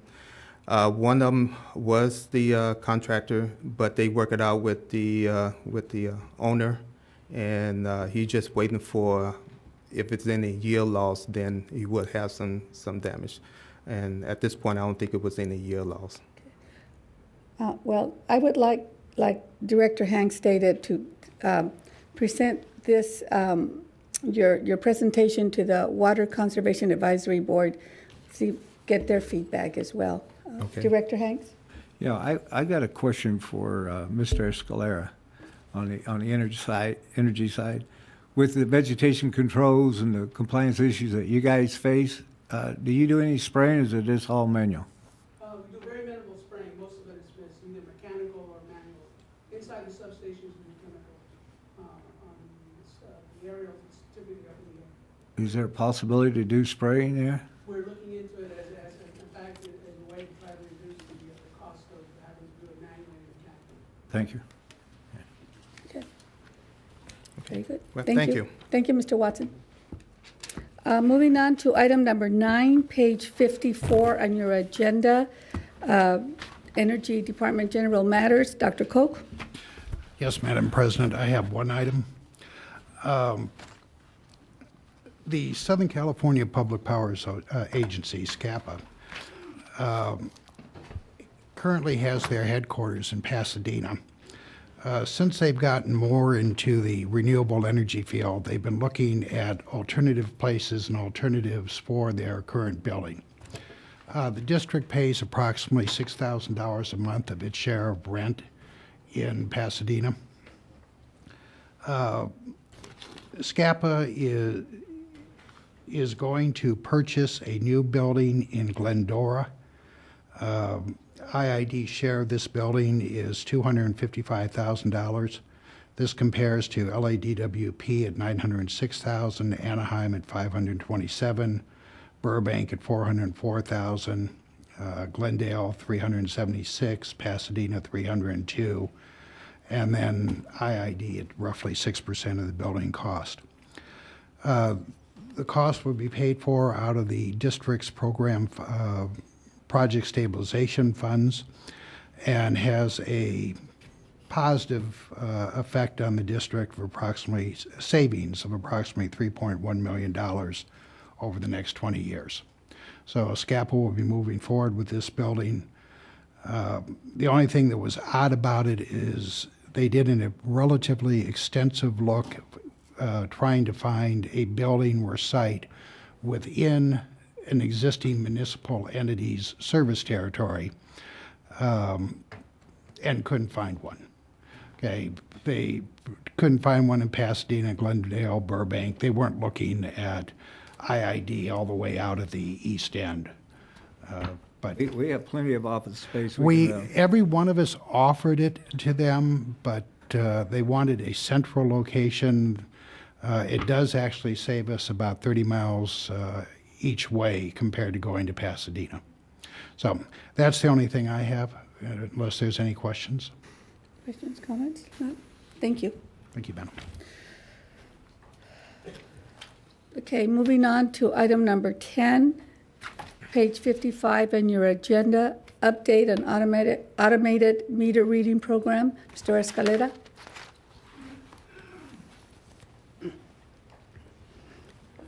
Thank you, Madam President, members of the board, Mr. Kevin Kelly. The department would like to bring back to the board just an update on our meter replacement program that the department has been working on in trying to meet its business needs and take opportunities related to electric metering, make sure that we align ourselves with the available technology, legislative requirements, and the IID's overall strategic plan. If you recall, the department updated the board last year on our automated metering program, and there's been now we'd like to do is add a couple more components. There's been some some questions brought up by the public and some of the board members, so we'd like to take that opportunity to hopefully shed some light on it and just a better understanding of what we've been working on.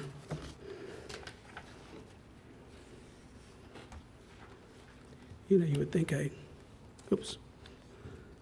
What we'll try to do is cover these basic points, which is just a history of the automated reading program for the Imperial Irrigation District, IID's goals with AMR, identified savings and benefits, the overall meter replacement project scope to reinforce that, We've brought up some current customer smart meeting concerns throughout, not just ours, but through the industry.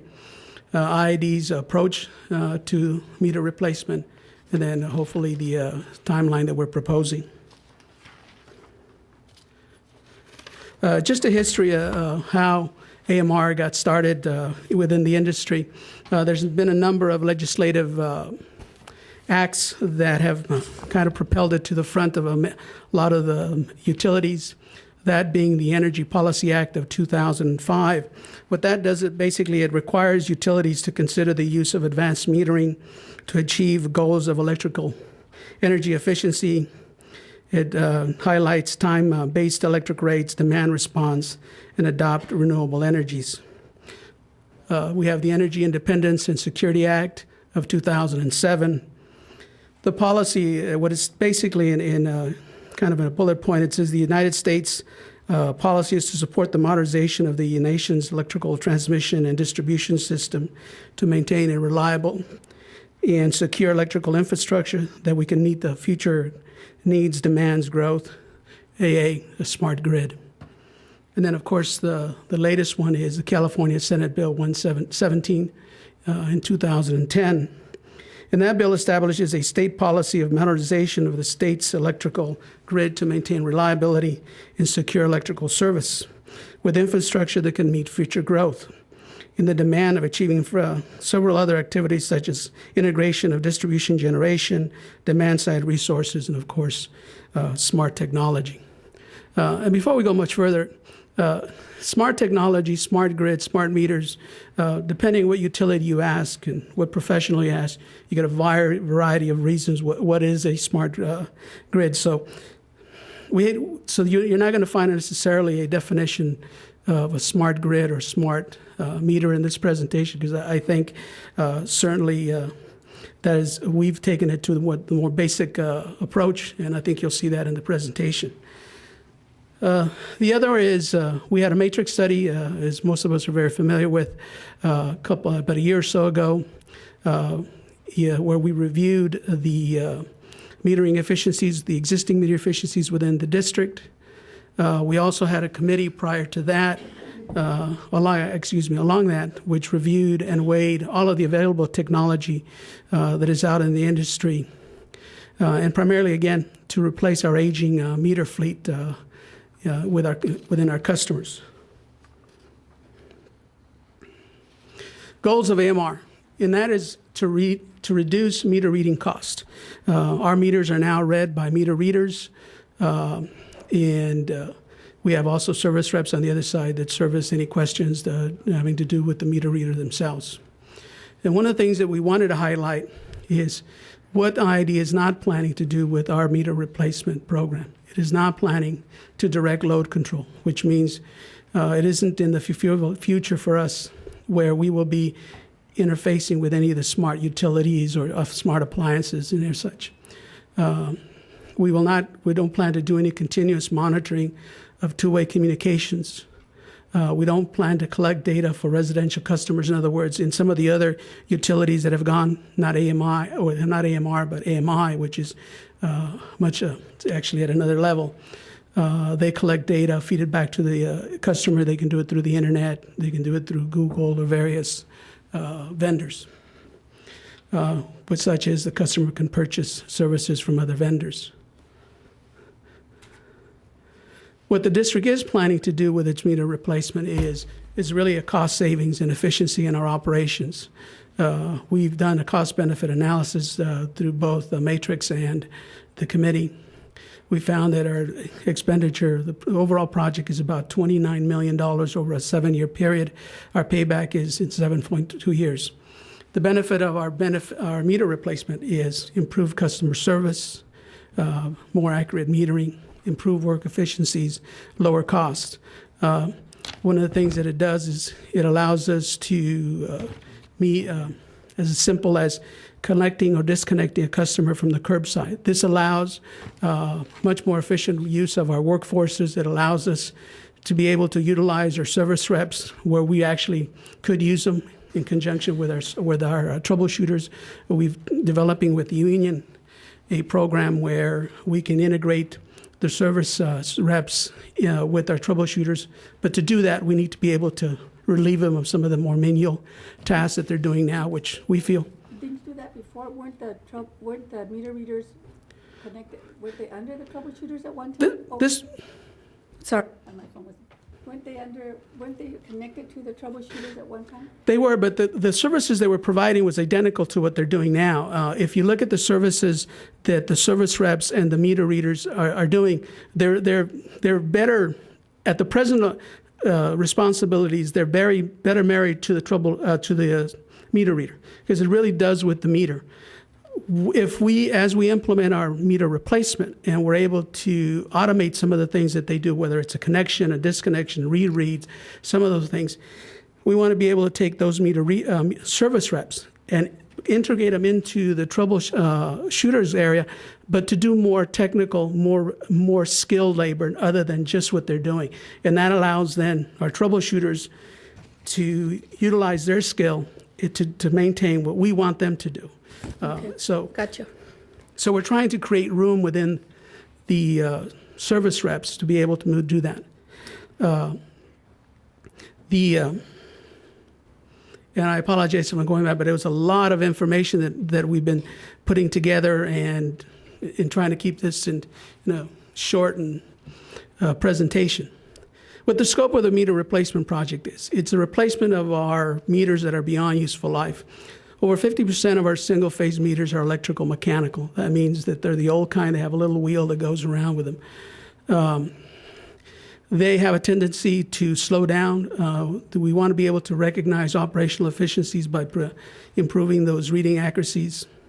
We want to be able to reduce labors, again, drive-by metering, curbside connect, disconnect services.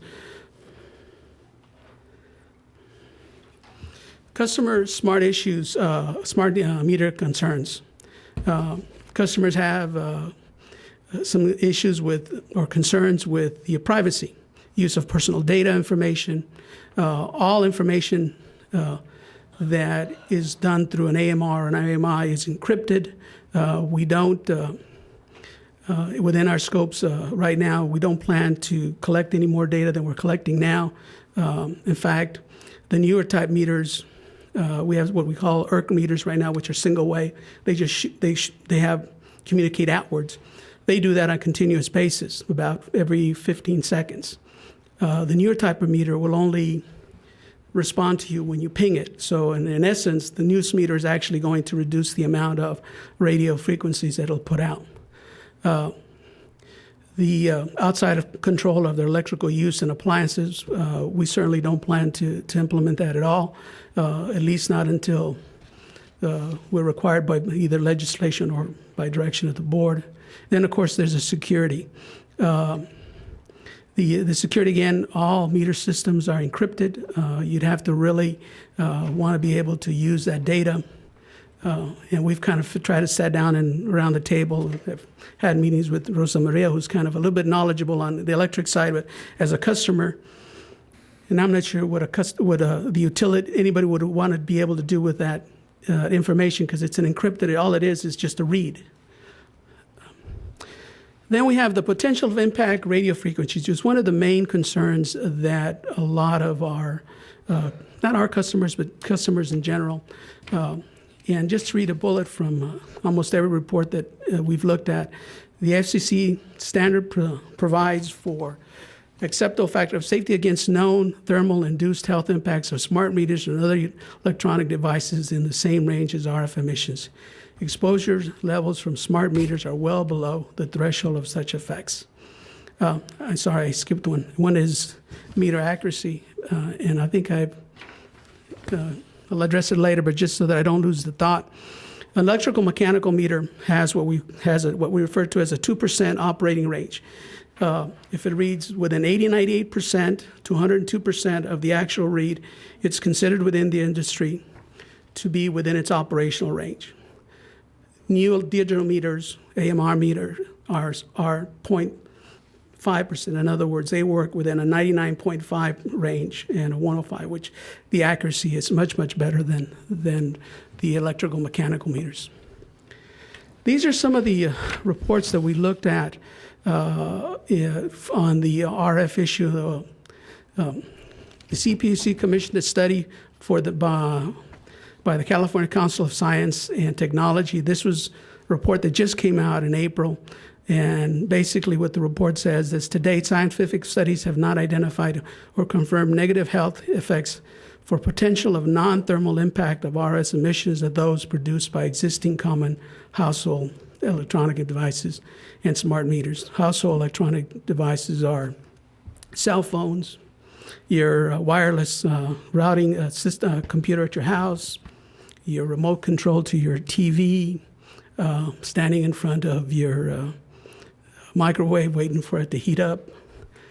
The other point that I wanted to put down here was the consumer groups such as Turn, which is these two are, and UCAN are two very active consumer groups. Turn is the Utility Reform Network based in Northern California. UCAN is the Utilities Consumer Action Network based in Southern California. And they're pretty active. I'm not going to mislead you, they don't particularly like smart meters. They are concerned with the amount of information that they can collect. But neither one of them could identify in their websites, and we've looked through them, any health potential issues. There's always the question, but none of them could cite any reports. And this is just kind of a small comparison of RF. As you can see, an FM radio is the lowest in this one. A smartphone at about 10 feet is with 1.1 microwatts. Laptop computer is 10 to 20 times more. Cell phone is 10 to 20 times more. And then you go walkie-talkie, which is substantially much more. And then, of course, the microwave. Now, I'm not sure who would stand 2 inches from the door of a microwave, but it's just the reading that they took. Again, this is the difference in the two type of technologies, which is one of the reasons that the district is interested in changing out our aging fleet. And that is really the accuracy of being able to meter the exact energy that's being consumed. One of the things that our electrical mechanical meters cannot do is measure parasitic loads, such as a very, very small load. If you happen to be out in La Quinta in a country club and all you have is a pad mount, all you have is a timer irrigation, the electricity is so minimal that actually the electrical mechanical meter cannot read it. The digital meters can. So between that and the increased accuracy in the operating ranges we feel that the accuracy of our metering will increase considerably. And this is kind of, again, apologize if I'm either going too fast, but You're not going too fast. I'm trying to. There was a lot of things we tried to get across within this one presentation. Mario, she wants you to be smart and speed it up. So. You should have seen the first one. We want to begin is meter replacement program as planned. We're going to limit and focus our project scope. The goals is drive-by meter reading, curbside disconnect, connect, customer service. We want to learn from the PU on the smart meter developments. There's a lot of other major companies that have gone there, and now they've done full-blown. PG&E, 8 million meters. Southern California Edison, 5 million meters. Our neighbors to the west here in San Diego, they're about 4 million meters. We certainly aren't going to go anywhere near that. We're looking at between 90 to 100,000 meters. We want to monitor the developments of the industry, technology, and legislation.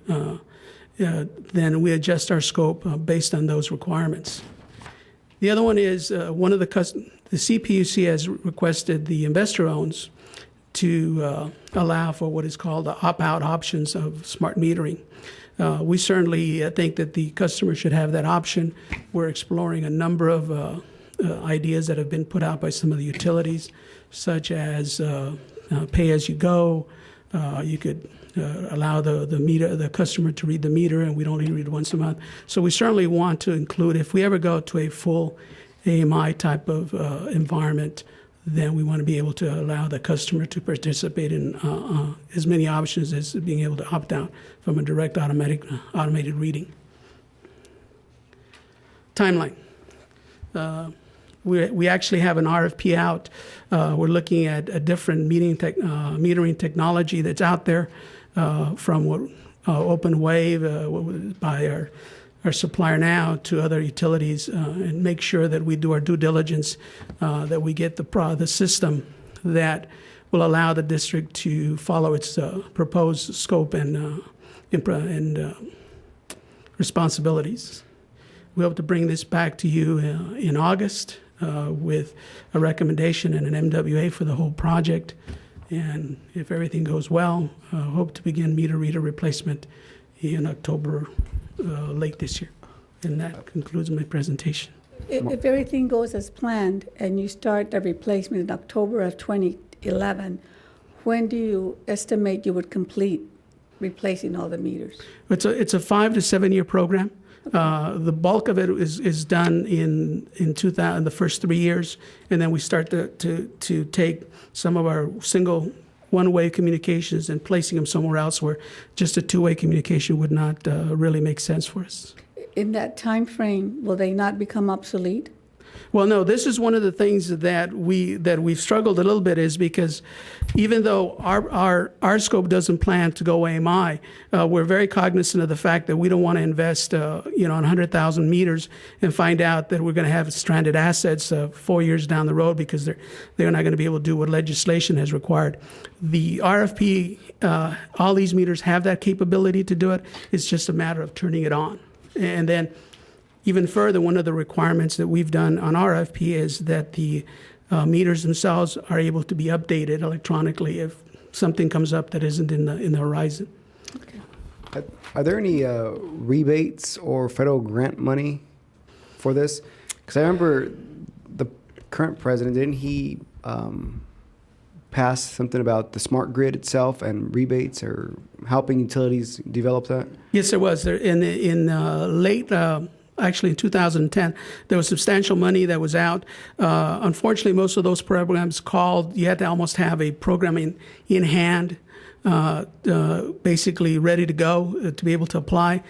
PG&E, the large utilities, were very successful in obtaining those grids. But I will tell you, I think they also got themselves in trouble because they got ahead of everybody in PG&E, Southern California Edison, SMUD, which happens to be a very good public utility, also got a good portion of those funds.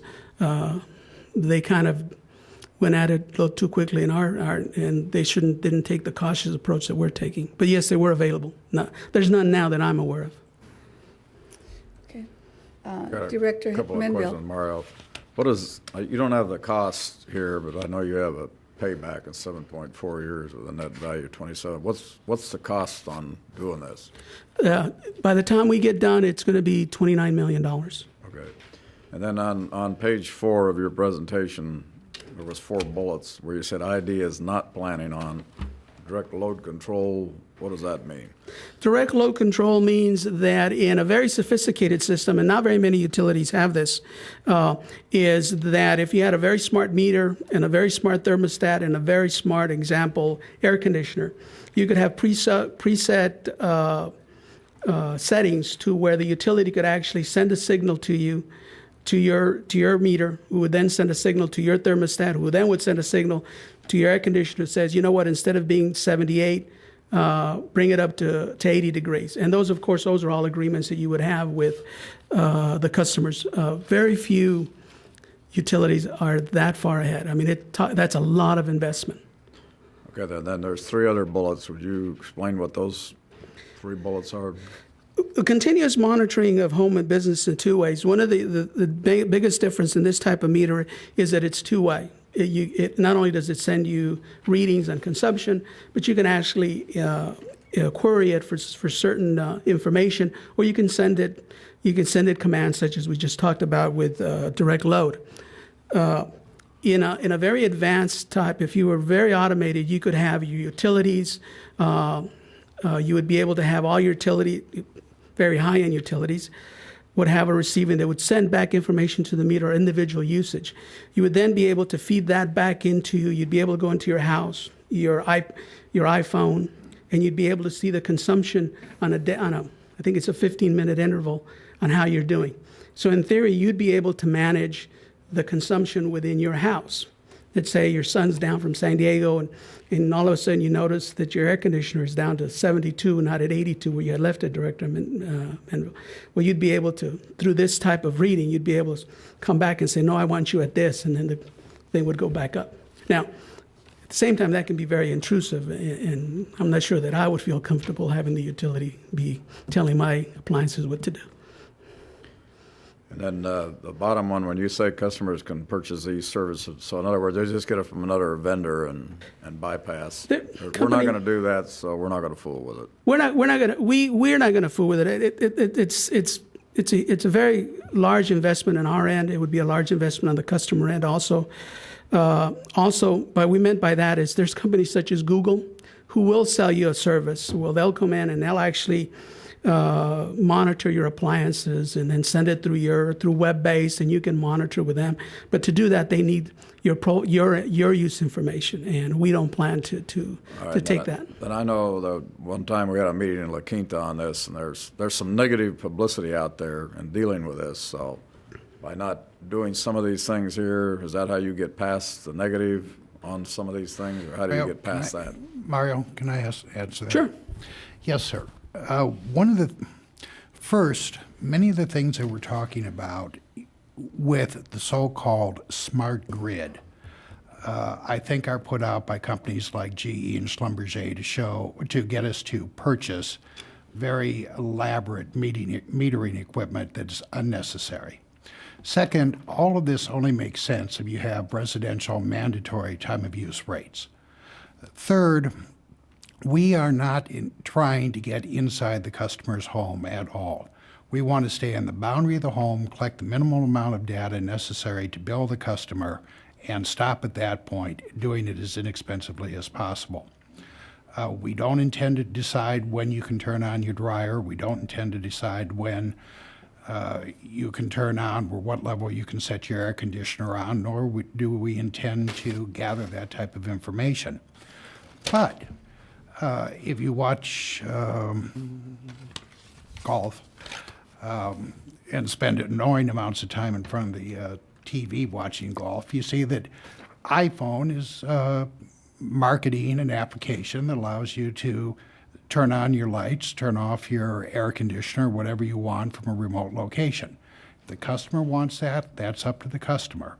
We are doing the minimal amount necessary to reduce our cost, but not to interfere with anything on the customer side of the meter other than meter the customer as they currently are, less expensively, and actually, in response to people's health concern, actually reducing the amount of RF that's given off by our current meters. Okay, thank you. Some questions. Director Desert. Mario, on the cost build out or the cost to put these smart meters in, that's $28 million. Mm-hmm. That's for both La Quinta, Coachella Valley, and Imperial Yes, Valley? that's all our single phase metering. And then there's different degrees of smart meters as we've been talking about. Has the IID, that cost of $29 million, do we have a ballpark cost of what the device we're talking about installing? Is it a couple $100? Is it $500? The meter itself, what we did, Director, is what we took is the more direct, in trying to get a realistic cost into our project, is we took what we feel would be a knowns. One of the things is we looked at what is called open wave, which is a meter that runs roughly around $150 compared to about $60 for a normal meter. That meter is able to come into our system. We can use it for drive-by and without any major infrastructure, not a mesh network or anything like that. Then if we're legislator or the board decides that we want to go further in, we would then come back later and install the infrastructure. That's the type. So that represents about $150 a meter, $45 to replace the meter, to do the actual replacement. there's about $4 million of infrastructure. Then it's broken down into those, and that'll come up in the MWA. To expand on a little bit more, Director Desert, we also have an RFP that we hope to get within a couple of weeks, Tom? Due next Tuesday, from various vendors. We've kind of gave them the scope we wanted, and we want them to tell us what do you have available.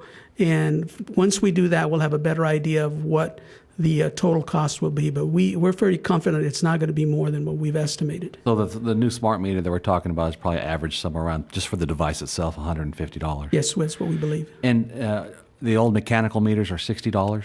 Well, you can't buy the mechanical meters anymore. If you were to buy what is referred to as an ERC digital meter, it's about $50. It's single one way only out. You still have to, you wouldn't be able to do other than drive-by reading.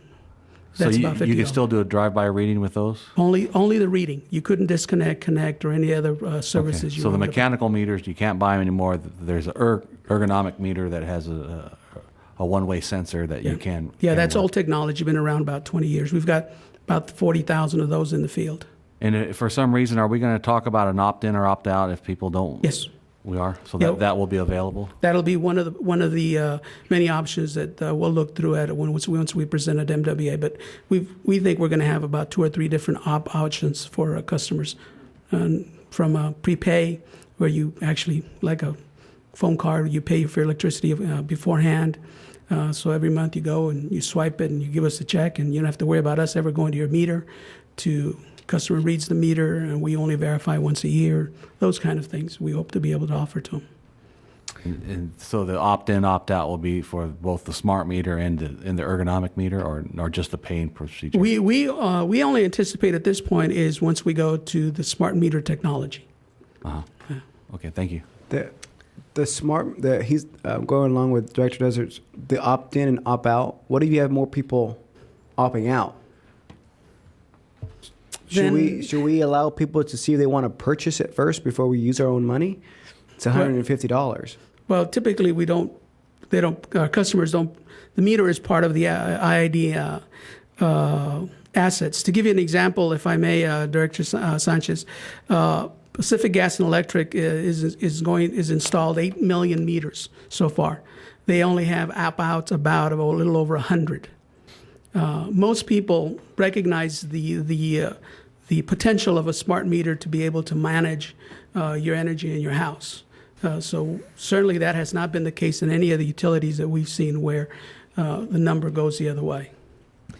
Thank you, Mr. Escalera, for a very smart presentation. One more question.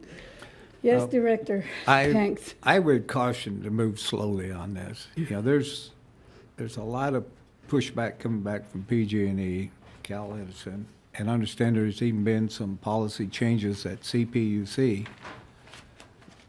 Most of those mainly to do with disconnect. Yes. And I'd hate to see us jump out and get heavily involved in this and then them backing up and have all this equipment on our hands. I think we fully understand that, Director Hanks, and we're trying. Our approach is just that. And that's why we wanted to stress everybody. It's really a meter replacement so that we can replace our aging fleet.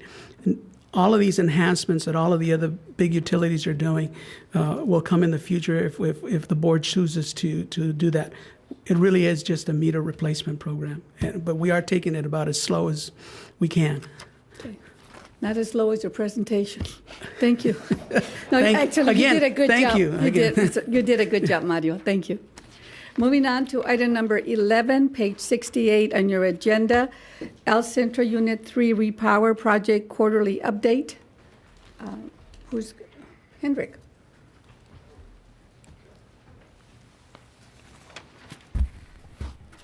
Good afternoon. Though the slide says Joe Gatlin, I'm going to give the presentation today on the quarterly update. Mr. Gatlin's is traveling to Folsom, California to attend a meeting tomorrow with Worley Parsons, which is ARB's engineer. For the overview, we're going to show some photographs and some diagrams or drawings. Going to give an updated cash flow status. Going to give an update on the financial status. Also give a progress report on Siemens, Worley Parsons, ARB, and then we're going to talk a little bit about the major areas of the focus of the project team and the major activities planned for second quarter or the quarter we're currently in. This site photo was actually taken a little bit before the last quarterly update, which was basically about, again, 3 months ago. This photograph was taken on May 19th, and as you can see, we've gotten out of the ground and actually been building up rather than just mainly moving dirt around and putting in infrastructure underground. This is a screenshot of the drawing, or actually the engineering model of ARB, and this is a view, the same view that was taken for the photographs. It's a view of the project site looking westward. This is another just a model view from Worley Parsons, or ARB's engineering model. The green colored piece of equipment has been nearly completely delivered and has been erected. The blue colored piece of equipment is the combustion turbine generator, and that's scheduled for delivery actually this month. So the green's been delivered and erected, and the blue is planned to be delivered this month. And as it comes off the truck, they'll place it on the slabs, which are the foundations, which have already been poured. This is a photograph inside the turbine building, and it's of the existing steam turbine generator foundation. And it's a photograph of the last cut on, there's six legs to the steam turbine generator foundation. ARB's making the last cut to the sixth leg, and that, if I can, this piece of concrete is going to get removed, and ultimately that's the foundation will be complete at that point. This is a photograph actually taken from a different view of the completed foundation, existing steam turbine generator foundation work. And that's ready to accept the new equipment, which will entirely fill that void that you see in that photograph.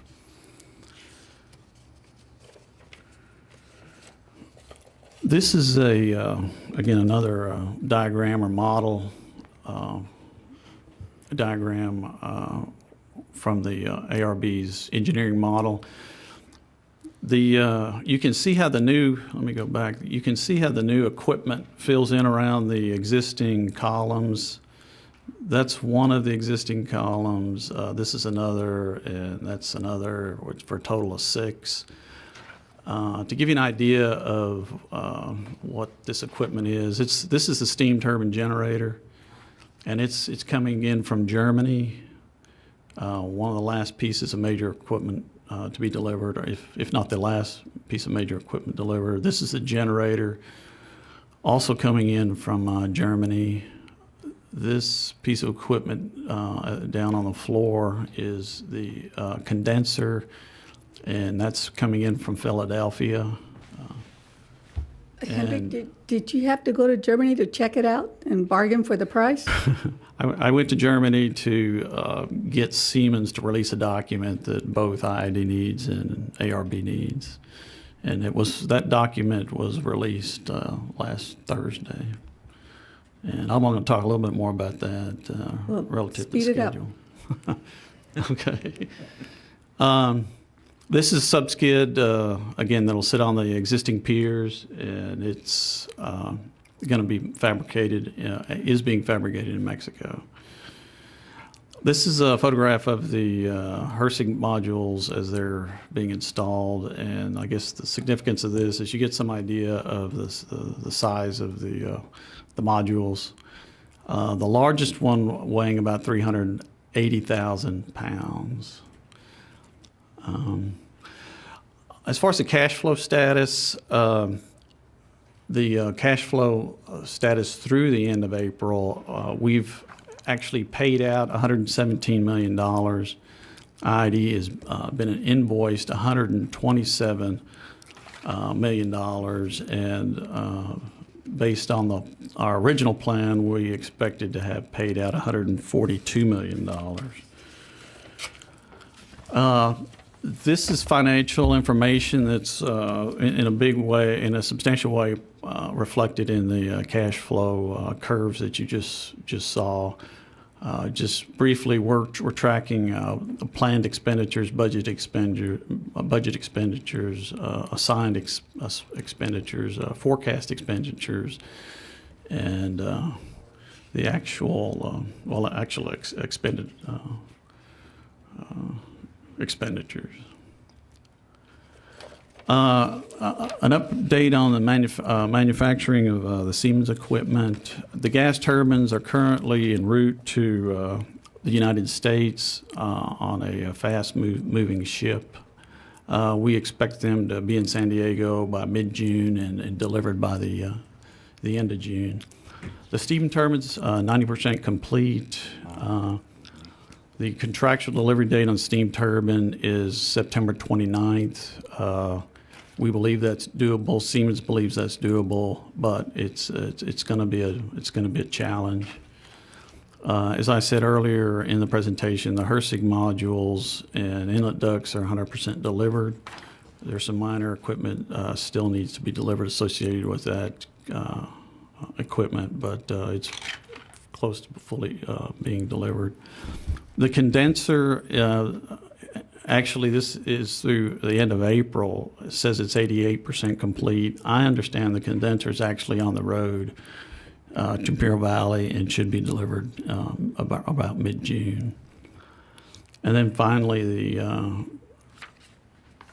T3000 distributed control system are basically the brains of the new unit. The factory acceptance test is scheduled for mid-August, and the whole DCS control system should be shipped by the end of August to Imperial Valley. This is Worley Parsons engineering progress schedule. Worley Parsons is Worley Parsons is ARB's engineer. Worley Parsons is at 63% complete, based relative to their original plan of 63%. They accelerated their schedule in October and had hoped to be 67% complete. The ARB construction progress schedule, again, this is as of the end of April. They had planned to be 17.7% complete. They're actually 17% complete. So they're pretty, as of today, they're pretty close to being on schedule as far as their construction activities, actual versus planned. Major areas of focus. The resolve of the STG steam turbine generator seismic design criteria. This has been an issue. This issue, we made a big step in addressing this issue on this past Thursday. Siemens did finally deliver its seismic design criteria to IID, and we forwarded it on to ARB. Information to Worley Parsons. This qualification of existing foundation columns, that's an issue that's going to be discussed tomorrow in Folsom. The steam turbine generator lube oil skid interconnecting piping data. This was a task originally slated for Siemens. ARB's performing the work, and we're just keeping a close eye on it. This condensate pump information, that's been addressed. based on the delivery of some design documents from Siemens. The next two are related. We're just keeping a close eye on the generator terminal cubicle information and steam turbine generator electrical design information. And then finally, there's a meeting scheduled for to discuss this DCS input-output data in Marietta, Georgia next week, and that issue should pretty well be scoped out by the end of next week after that meeting is complete. Finally, the major activities planned for this quarter is we expect to have the gas turbines delivered to site by the end of June. The condenser is going to be delivered to site by the end of June. The complete manufacturing of the steam turbine generator in Germany, as we stated, that's 90% complete. Resolve seismic and engineering design for the steam turbine generator. Excuse me. That's has been resolved and delivered to ARB last Thursday. Start manufacturing the DCS, which has begun, and the final item is the erection of those materials and equipment that are delivered to site, and that's ongoing. And that's the end of my presentation. Thank you. Any questions or comments? Thank you, Hendrik. Thank you. Moving on to item number. I had a question Oh, for Hendrik. I'm sorry. Hendrik, Please come back. what do you think the startup time is going to be? We have received a updated schedule from ARB, and they're showing a mid-July start date. We're working with actually IID Legal on getting a better understanding of the basis of that current schedule. But our original schedule was May 31st. The most recent construction schedule from ARB is middle of July. Yeah. Do we have some section on performance in that claim? What was that, Director Hanks? Do we have sanctions on performance in the contract? We have liquidated damages on delay. We're going to talk about that with you. The plan is in closed session next week in La Quinta. We'll get into that in a little more detail, but there's a number of change orders, and there's a couple disputed items which we're still evaluating. We planned on getting to you today, but we haven't had the chance to get all the materials together. So I'd prefer to get into that with detail on the board, hopefully next week, if that's okay. Okay. And these are purported delays. I just want to make. Yeah. Any other questions? Thank you. Moving on to item number 12, page 87, Imperial Valley Distribution Projects, Major Work Authorization, Mr. Escalera. And also you're doing number 13, Imperial Valley Distribution Projects, Major Work Authorization, P6647 on page 109. And then Mr. McCann, you're doing item number 14 on page 131. I'd like to assign each of you like no more than 6 minutes each on each of the items. Turn the light on. How about 6 for all three? 5 if you could make it in 5. On my end, it should not be a problem at all, Okay. Madam President. Starting now. Starting now. Yeah. Madam President, what you have before you is a work authorization, P number 6489. This is for the rebuild of 2,725 feet of existing single-phase distribution line in the city of Calexico. This is for Circuit 122 coming out of the Calexico substation. The project is being recommended because of to improve reliability and ensure that the district remains compliant with state and its own regulations. And you will bring this back on June the 7th for approval? Okay, I guess is that my Are there any present? questions from the board? I just had one on page Wow. 1.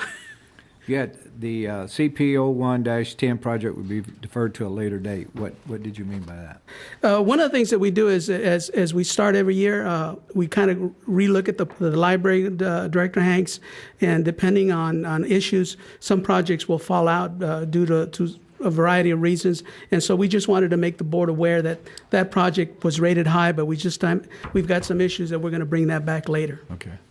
But these that you're bringing forward were part of that assessment that you... Yes, and it's in Page in 4? the project ranking. Okay, all right. Any questions, comments from the board?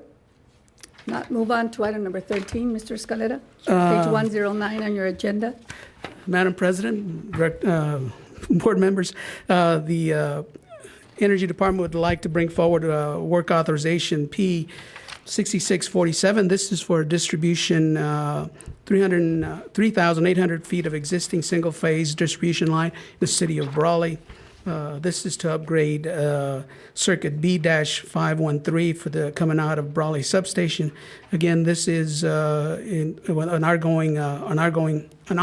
ongoing process of replacing our aged distribution system to ensure reliability and that we stay current with our state and own regulations.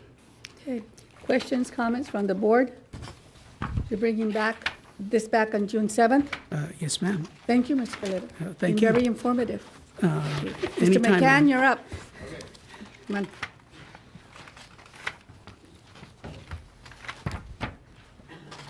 Good afternoon. Good afternoon. Madam President, directors.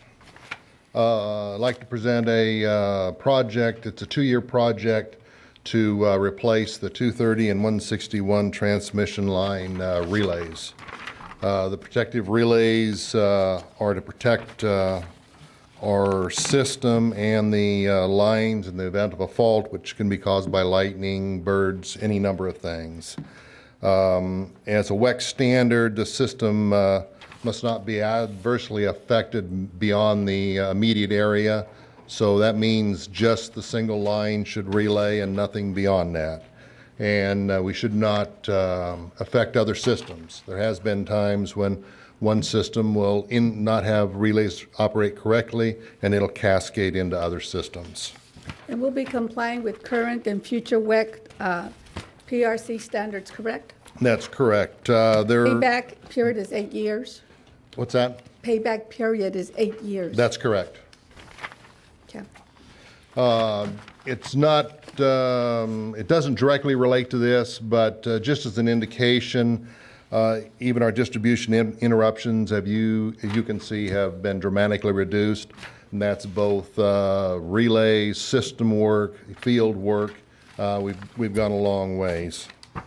The project scope is to replace approximately 193 existing relays with 58 multifunction relays.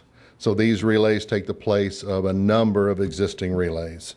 And listed are the substations that we have 230 and 161 lines out of.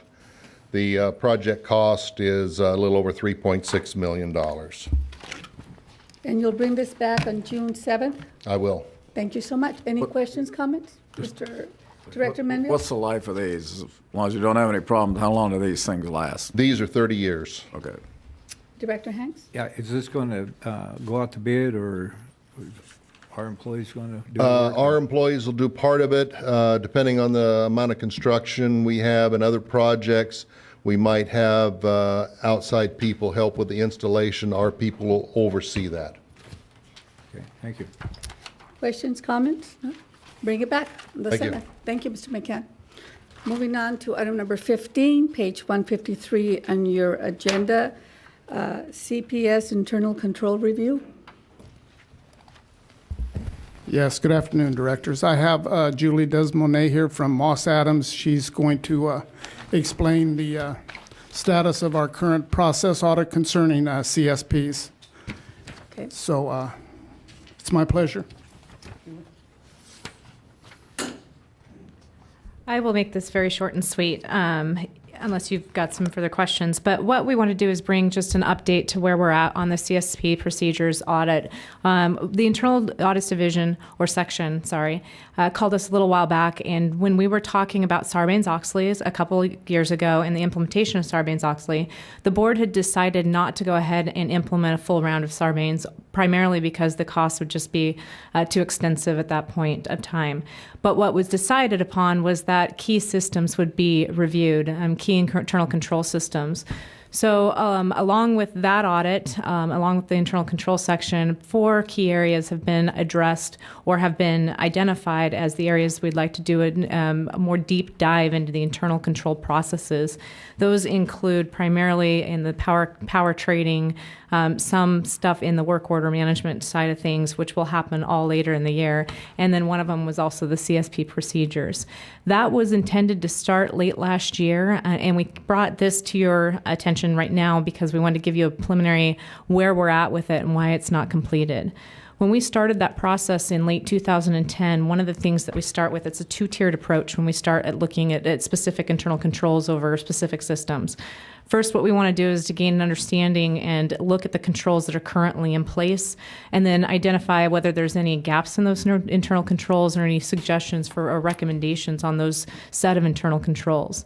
Once we've done that and we've addressed or assessed the internal controls, we move into what we call our deep dive, or actually testing those internal controls to see if they're actually functioning as they've been implemented and designed.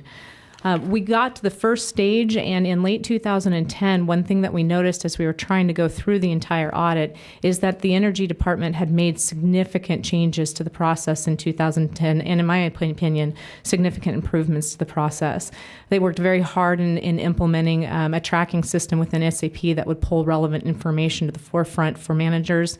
They transferred staff from the Imperial site to La Quinta, in order to make sure that controls were more common sized and that everything was occurring at both sites at the same point in time.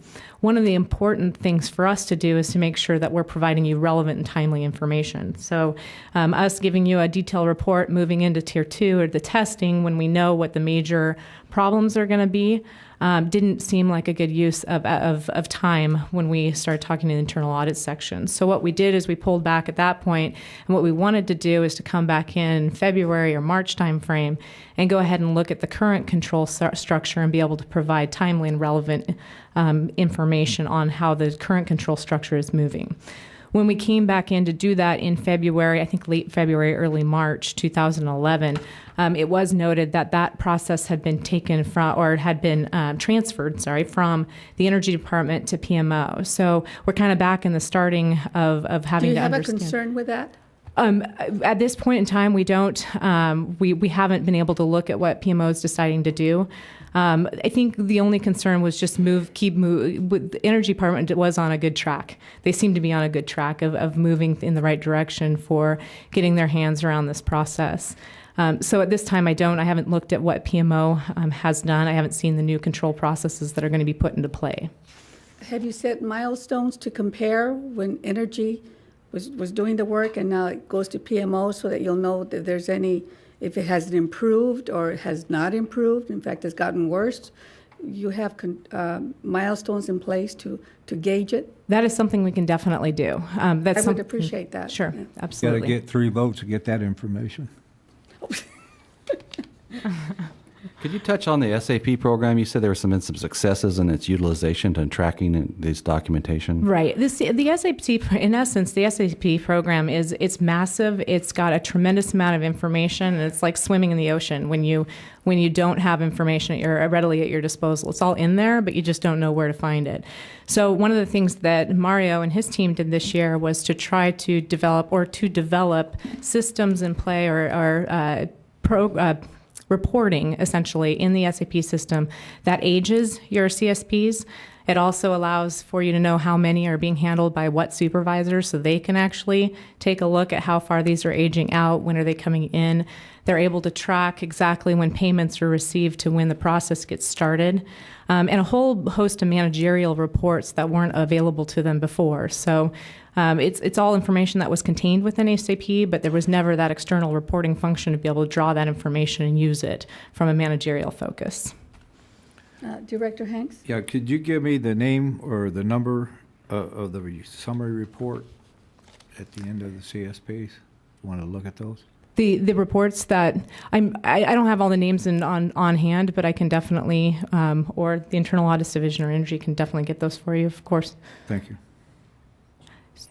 Director Menville? I'll move that the board acknowledge the receipt of the attached report along with the recommendation.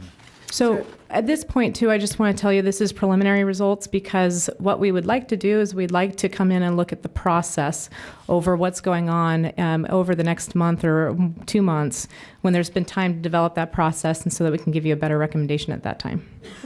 I appreciate Actually, that. before you, I'll second the before motion. you receive and receive and file this, there is an internal process underway to complete that conversion to PMO. And so I'd like to talk to you. Oh, absolutely. And to internal audit about how you reconcile that with what you learned previously. Of course.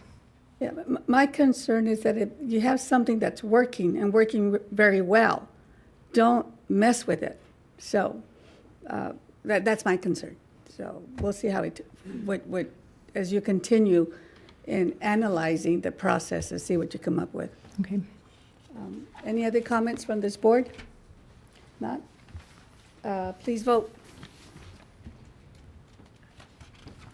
Thank you. Now you can catch your plane. Thank you so much. If I seem to hurry the meeting forward in a quickly manner, it's because the lady has a plane to catch. Moving on to item number 16, page 157. We did that already under executive information. We will go on to item number 17, page 159. I'll move the table. Is there a second? I'll second. Okay. This item will be tabled for future reference. Please vote.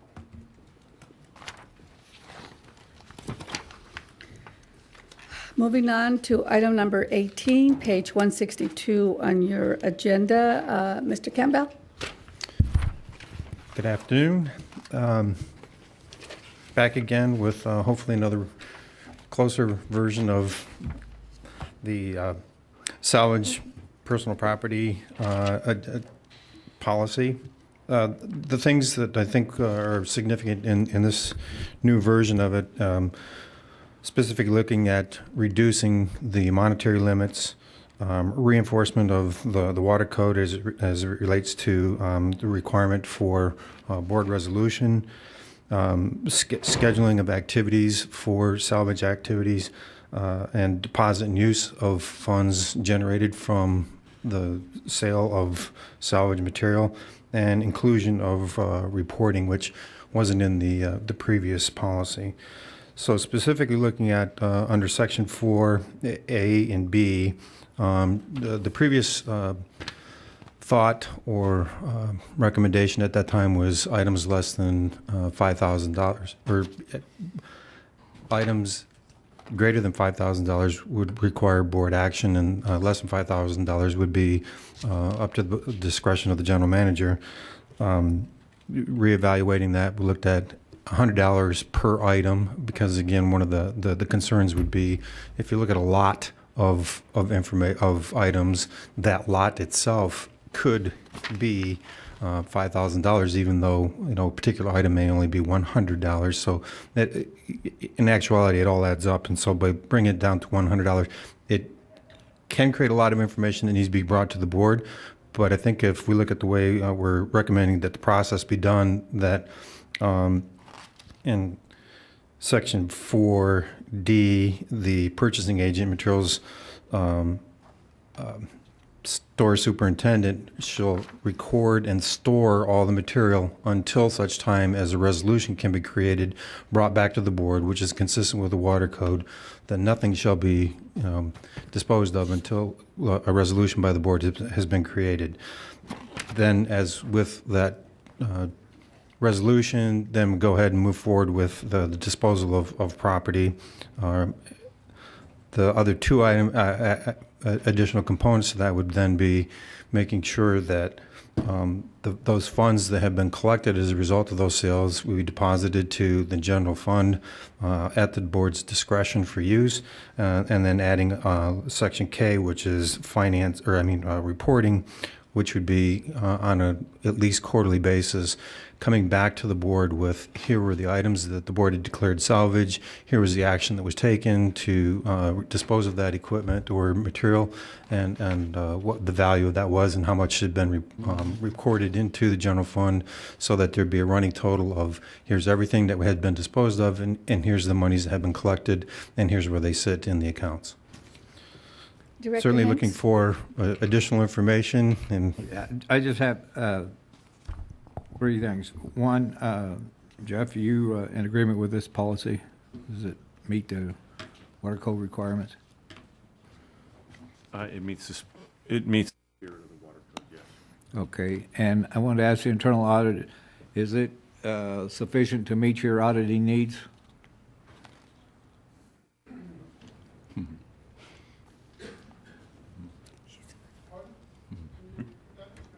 Yeah, is this sufficient to meet your auditing needs, your inventories? Yes, we looked the policy over and it looks okay. There's no problems with it. Thank you. Okay, and then the last one was for Mr. Brokeen, or finance. Where does the money go? I believe Mr. Broken just stepped out, but I did take a look at the policy and it looks like everything is in order.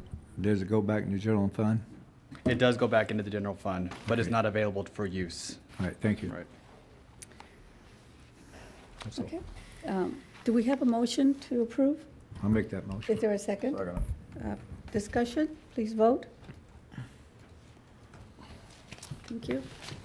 Moving on to item number 19, page 165 on your agenda, Major Work Authorization Project 100080, All-American Canal Siphon Project. Mr. Gomez, you're the presenter. Yes, good afternoon, President Good Mendoza, afternoon. members of the board. What you have in front of you is a major work authorization for the All-American Canal siphon repair work after the earthquake of April 4th. And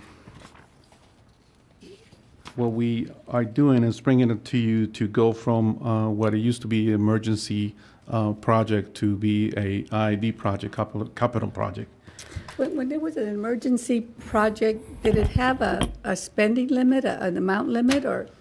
Yeah, the total, as indicated on the MWA, the total is 5 million, up to that, 5 million, and, let's see, 5 million is on page 166, financial impact. It's on the memo to the board.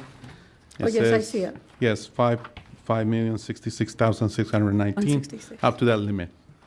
That is for work that is reimbursable, which is eligible, basically.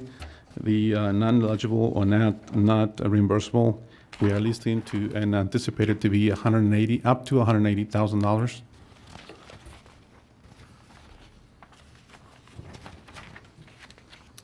The major work authorization also indicates what is the reimbursable rate or percentage, which is you can see that in the MWA page 170. There's a little table there at the bottom of the page. What page was that? It's 170 of the in- package, or page 4 of the MWA. Yes, I see it.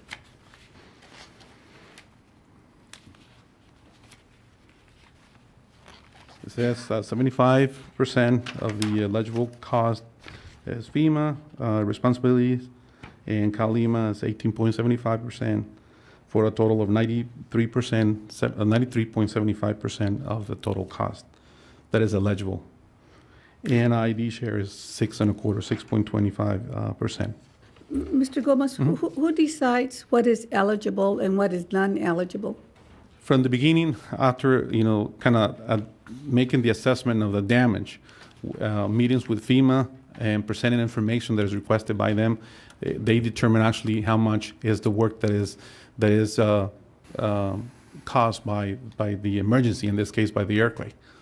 So there's a document that is called PW, they call PW, is a worksheet that FEMA actually provides to the agencies, indicating that the work that is listed there is actually approved.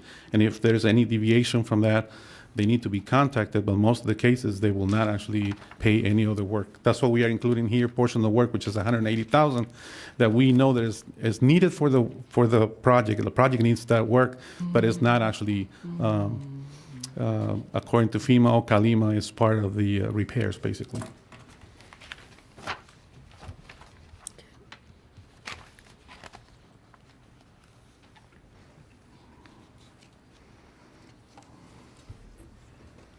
How much of the work's already been completed?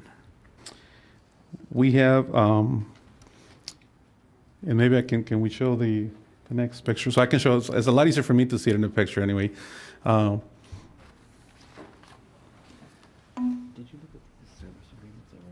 Cost-wise, what we have that's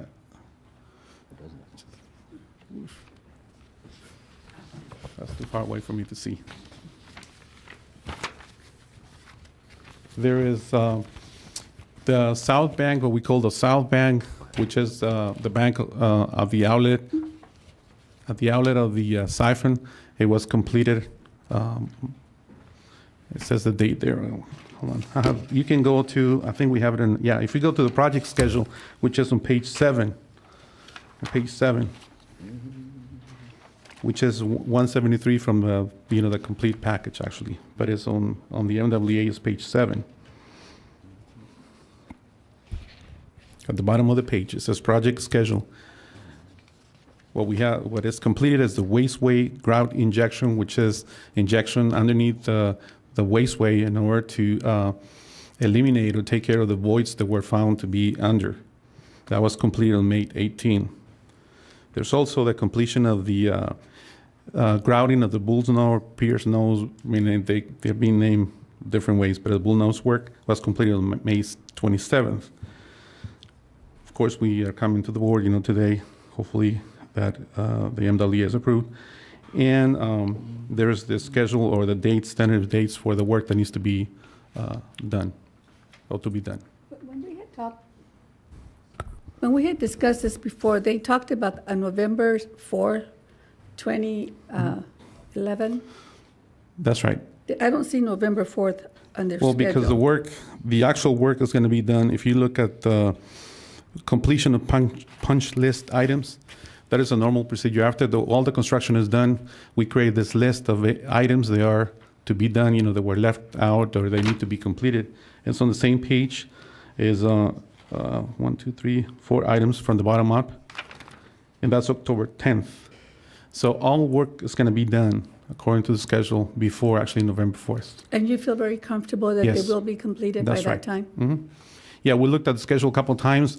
That's the reason why we make some revisions to the schedule in order to group the work and have contractors to come over and take care of 2 pieces of the work, so that way mobilization and demobilization will not happen twice. And then also work the times in such a way that we can face the work and do it, and not having contractors kind of step in their toes in there and do everything in an organized manner. And the communications between the IID and the county and the IID and FEMA, so forth, are going forward in a comprehensive and a smooth manner where they're talking to one another and the people that are talking to one another know what they're talking about? That's right. We have, Gary Hatfield is pretty active in that matter. We have a couple of questions, including on the work, the scope of work that we originally submitted to FEMA. And Gary has been really helpful in that and communicating with FEMA and trying to clarify some questions and items in that. Moving from an emergency project to an MWA, Mm-hmm. is there a big transition in the paperwork? Is there some worry about fallout of that, or is that? No, it's just routine, it's just routine. It's just a matter of going from one phase to another and making sure. Like for instance, we looked at the schedule, revised the schedule. We looked at the tracking. SAP. We kind of look at the structure that was there, and it was organized in such a way that it will be consistent with the schedule. We also kind of look at the way the the invoices are being tracked and how they're being reviewed in such a way that will be in a format that are appropriate and they're adequate with what FEMA is asking for.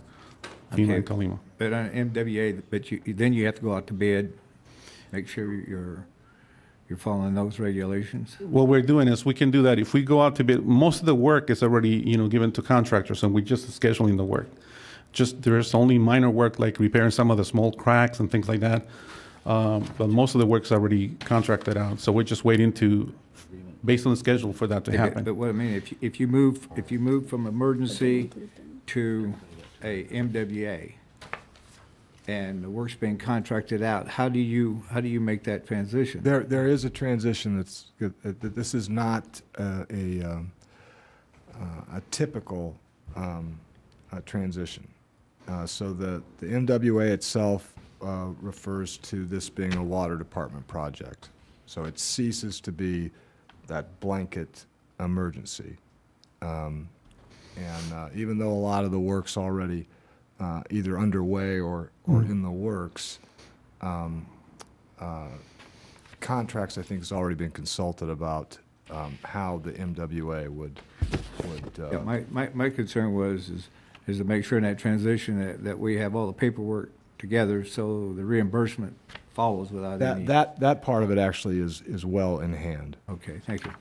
Yes, and if there's any other work, actually, we still have pre-screened contractors that will be able to take care of that minor work anyway. I'd like to ask Mr. Zavala a question, if I may. I know, Mr. Zavala, you were brought into this project a short time ago. As PMO, are you comfortable with the process as it's going forward today? Yes, I am. Yeah. And you're overlooking all the details because you're the perfect person for details, and so you're comfortable. He's overseeing them. He's Overseeing not them. overlooking them. Well, I mean, I'm sorry, not overlooking them, overseeing them. Yes, Thank you, I think Mr. Kelly. the team is doing relatively well in the adjustment from going from an emergent project to a regular project, capital project. They are working well in putting all those different type of paperwork in place, and they've been fantastic working together. That's good to know. Thank you.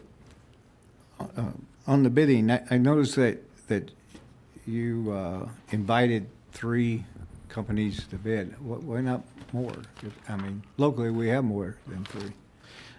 And it depends which type of work you're talking about. There was specialized work, which was the drilling and stuff. We invited, I think, 5 of them, and only 3 of them showed up. And then of those 3, only 1 actually submitted a proposal. That was for the wasteway stabilization, which is, kind of drilling and placing some piles and to avoid the wasteway chute to move laterally.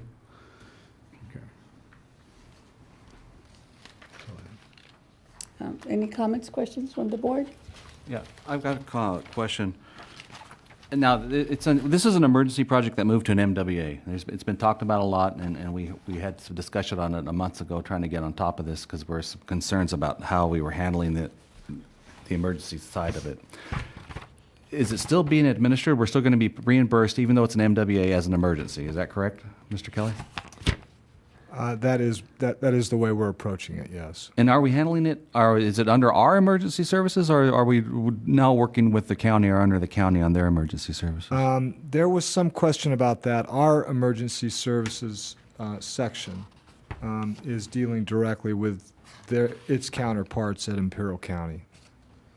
And that's a change from how we were doing it before. So it's a much smoother transition or mechanism going forward? Actually, I probably should have told the board that President Mendoza and I did meet with Imperial County with Mr. Cordova and the fire chief about this matter and what we intended to do and about this item that we're voting on today. And that's the way that the county would prefer we do it too. Okay. What was their response in that meeting? That the way we plan to do this as an MWA. And they had no issue with that? No. Did they have any issues with our handling the emergency or coordinating with them in the past? I think that there was a general sense that that we had not been communicating as frequently with the county after that initial rush of activity, much like the situation we had here with the board. So we've corrected that.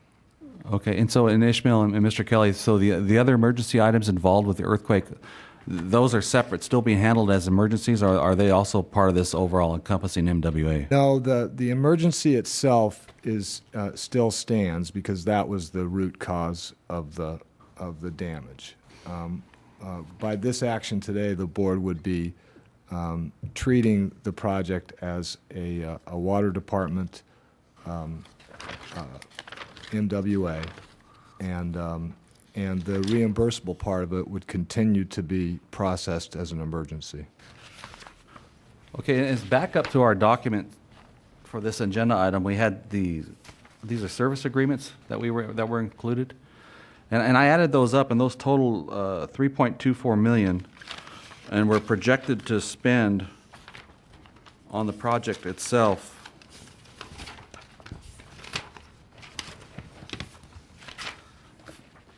$5 million. That is what FEMA actually authorized up to that amount. But if you look on page, I think the reason that those pages were included in the director's backup is because there is an aggressive timeline to meet this November date, and that work was already in the pipeline. It had to proceed, and until a change was made from emergency to an MWA, those contracts needed to go forward, and they were processed under the old regime. Okay, well, I just want to point out those total 3.2 million, where total projected cost on the report on page 171 is 4.247 million, and then the emergency itself started out at 5 million. Those are accurate numbers to reflect where we're at today, Ishmael? If you're looking, kind of referring page 171, where it says budget, and you have the total, which is 5.066, and then that's what you're referring to? Yeah, there's 5.246 million, and then the projected amount is 4.247 million. Yeah, the first amount, which is 5 million, is what FEMA actually authorized up to the top limit. Remember, that number was actually created based on the scope of work, which was kind of a lot of unknowns at that time. This is the original number. But now, after designs come in, and after working with the engineers and working with the contractors, and again, kind of looking at the schedule and reorganizing the schedule, we have seen that we are not going to be getting up to that point. We're going to be a lot less than that, which is a good news to me. Right. The work is not as they originally thought. I mean, the scope of work actually has reduced. It's been reduced because of more analysis, more engineering, and it's different to just kind of look at and see what's out there. For instance, I just give you one example. One of the items was to remove some of the material on the south or north embankment, and the FEMA document indicated that we were authorized to go from 3 to 10 feet, but we went actually 6 feet because after kind of working with the location, we found out that we didn't need to go up to that point. So that's a saving right there.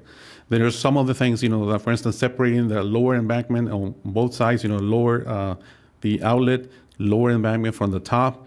The top actually needed less work than the bottom, so that's a reduction in cost also. So there is all of those items, all together actually help us to estimate or project the cost to be a lot less than what FEMA was. So as time goes by, we're getting a better idea as to what the actual cost is going to be. Right. And it appears it's going to be less, and which will mean that the IID's percentage, the 6.25% that the IID pays, cost share will be less overall. That's correct. Mm-hmm. Yeah, and as President Mendoza mentioned, we're on schedule to meet that November deadline. That's correct. And I have your word. That's correct. Do you Okay. have all your material on hand, or is there any I'm just worried about this timeline, make sure you have everything. We have actually, the most difficult thing was to get the dirt. We have that. Then also the other materials are available, so it's not a problem to get that, which is the sand and a little bit of rock. The major item was the dirt, which we already have. Where did you get the dirt from? It's a location close by. Actually, is saving a lot of time. Our construction resources section actually contacted a couple of owners, and they worked that with them. Good. Yeah, It's not contaminated dirt, is it? No. It's clean dirt, isn't it? Okay. Yes. I'd like to thank staff and Mr. Kelly and Stella for everybody's work to get this put together and meeting with the county and getting things squared away so we can put this to rest and move forward in a better way. Sure. And I'm really happy that the communication has opened and we're communicating the way we should with FEMA and with the county. And like I said, I have your word, November 4th, or that day before, it'll be completed, Mr. All Gomez. construction will be completed, and I can clarify that documentation. Still, we have that's something that I have to mention. Construction, that date is a due date for construction, all the construction work.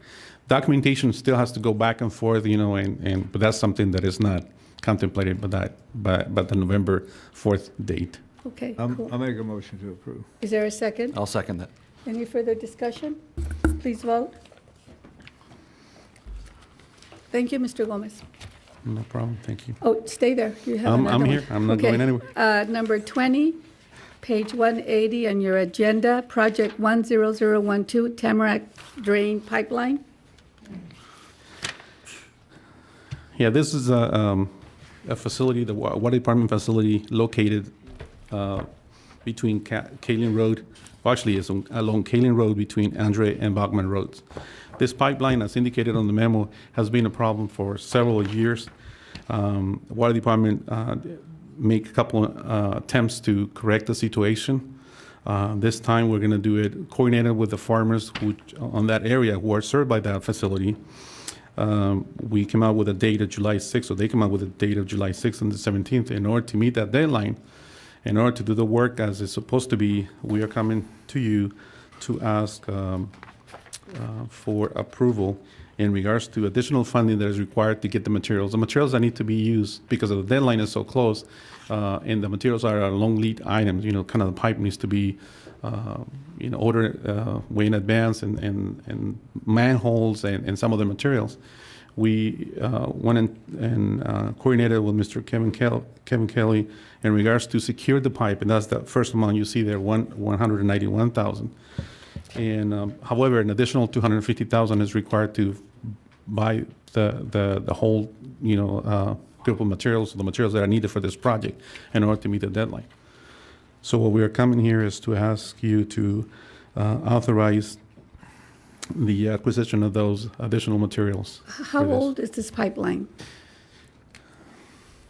It's a plastic pipe. It was installed. The last attempt, again, this was a different attempts over the years, probably 15, 20 years.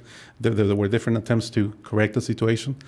However, the ground in that area is so wet, it's so saturated, that the plastic pipe actually was floating in some areas, and where they were compacting, there were some impacts to the pipeline.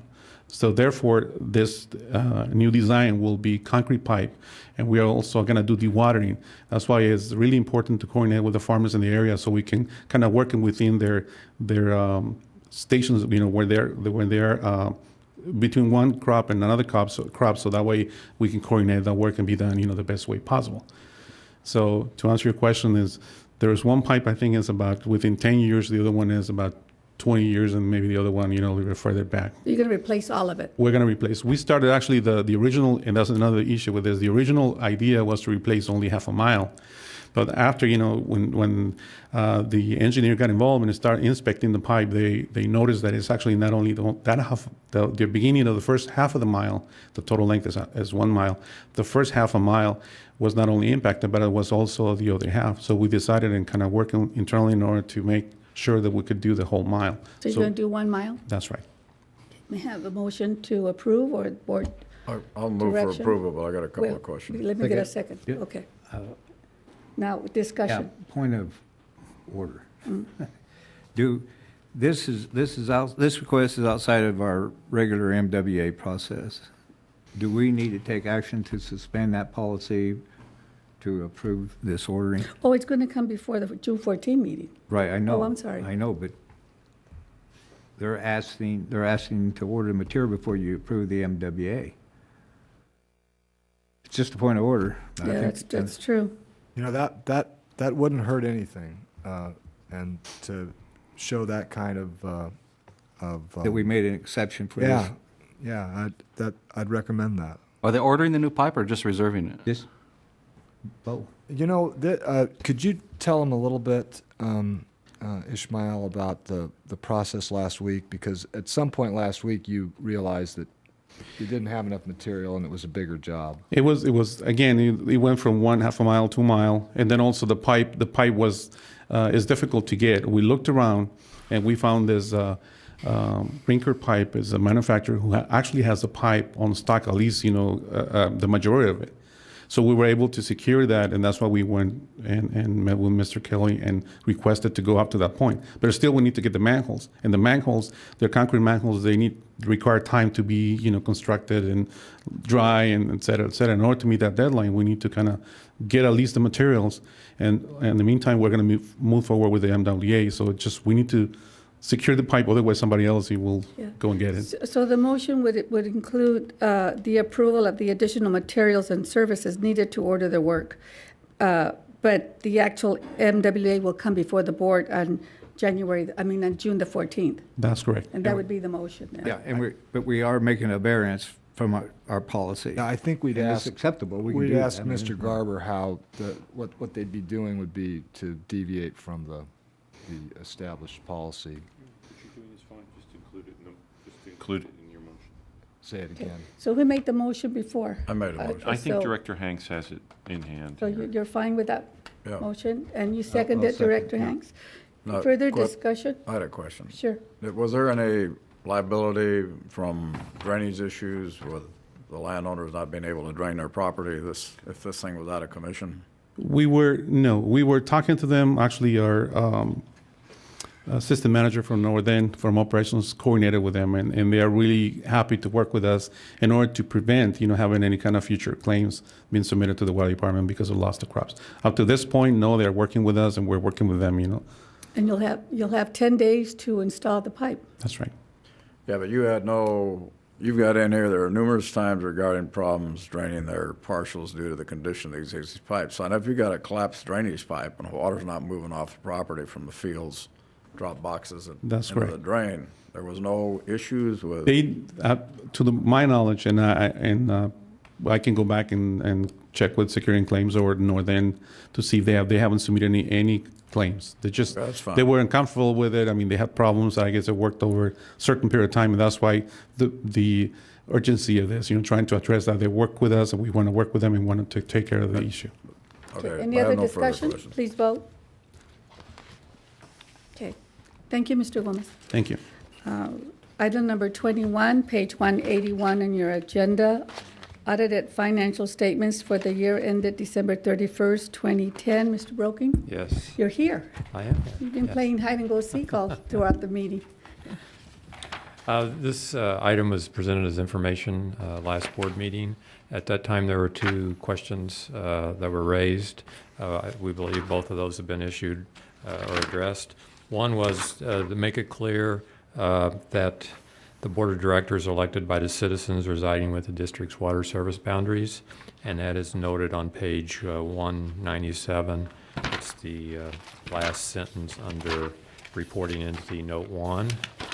And then the other thing that we checked on was the lifetime benefits on our health coverage, and we have since found out that there is no lifetime maximum on that now. So we made that change on page 228 of the board package. Yeah, I'd just like to make a comment.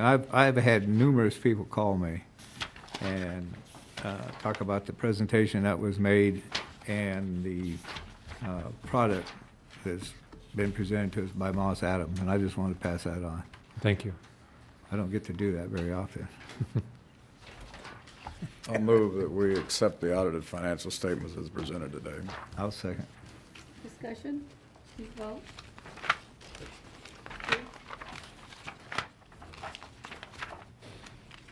Moving on to item number 22, page 238, Energy Department refunding revenue bonds, 2011B. Mr. Broking? Yes, this item was also presented at the last board meeting as information. We're coming back today for a board vote and hopefully approval. Don Hunt, who is with Fulbright and Jaworski and is our outside bond counsel, will be reading a statement in a minute, and I believe Mr. Garber will also have some words to say too about this financing. But what's in front of you is basically the standard bond documents that we need the board to approve before we can move forward, and that's the authorizing resolution, a preliminary official statement, bond purchase agreement, continuing disclosure certificate, and an escrow agreement if needed. And with that as a background, I'll ask Don Hunt to come up and read a statement to the board. Good afternoon, Madam President, members of the board. Good afternoon. The documents presented to you for approval this afternoon authorize the issuance of not to exceed $85 million of electric system refunding revenue bonds and the execution and delivery of a resolution, an escrow agreement, a bond purchase contract, a continuing disclosure agreement, and an official statement, all in substantially the form presented at this meeting, with such additions thereto or changes therein as the officer executing such documents may require or approve. The board's approval of the bond purchase contract requires that the true interest cost on the bonds shall not exceed 6.5% per annum, and the underwriter's discount for the purchase of the bonds shall not exceed 0.7%. The approval by the board of the preliminary official statement relating to the bonds authorizes the general manager or the chief financial officer of the district to certify to the underwriter on behalf of the district that the preliminary official statement was deemed final as of its date within the meaning of Rule 15C212 under the Securities Exchange Act of 1934, except for the omission of certain pricing, rating, and related information as permitted by said rule. The board approval of the financing documents in substantially the forms presented is the same process followed by virtually all public agencies in California, because rating information, actual interest rates, principal amounts by maturity, redemption provisions, and related matters are often not known until after the date of board approval, and in fact on the date of pricing and sale of the bonds. It is valid and legal for the board to approve the parameters of the bonds and the authorizing documents and to delegate the approval of the final terms and details to district staff. This also allows for correcting typographical errors, non-material edits, and correction of an update to information relating to the district and the electric system as necessary, contained in the preliminary official statement. Once the bonds are sold, issued, and delivered to the purchasers, our office will provide the final execution version of the documents approved by the board, marked to show you all changes made to such documents following your approval if you act on these documents today. And if there are any questions, I'd be happy to answer any questions to the board. I just have two. One on the full disclosure.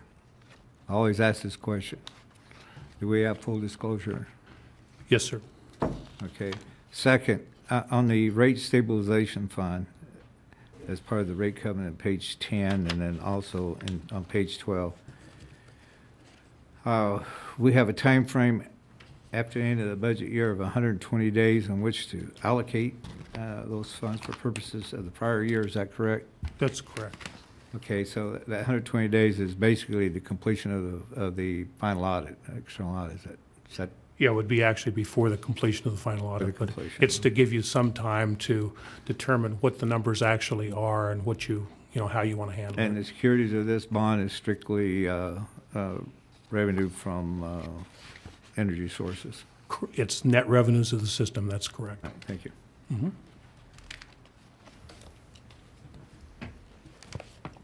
Any other comments? Thank you. Thank you. Mr. Brokey? Mr. Garber, do you have No, any everything, we've gotten pretty comprehensive about this. No, everything's fine. The motion would be consistent with the bullets on the bottom of page 238 and the top of page 239. Oh, no, bottom of page 238. The pleasure of the board.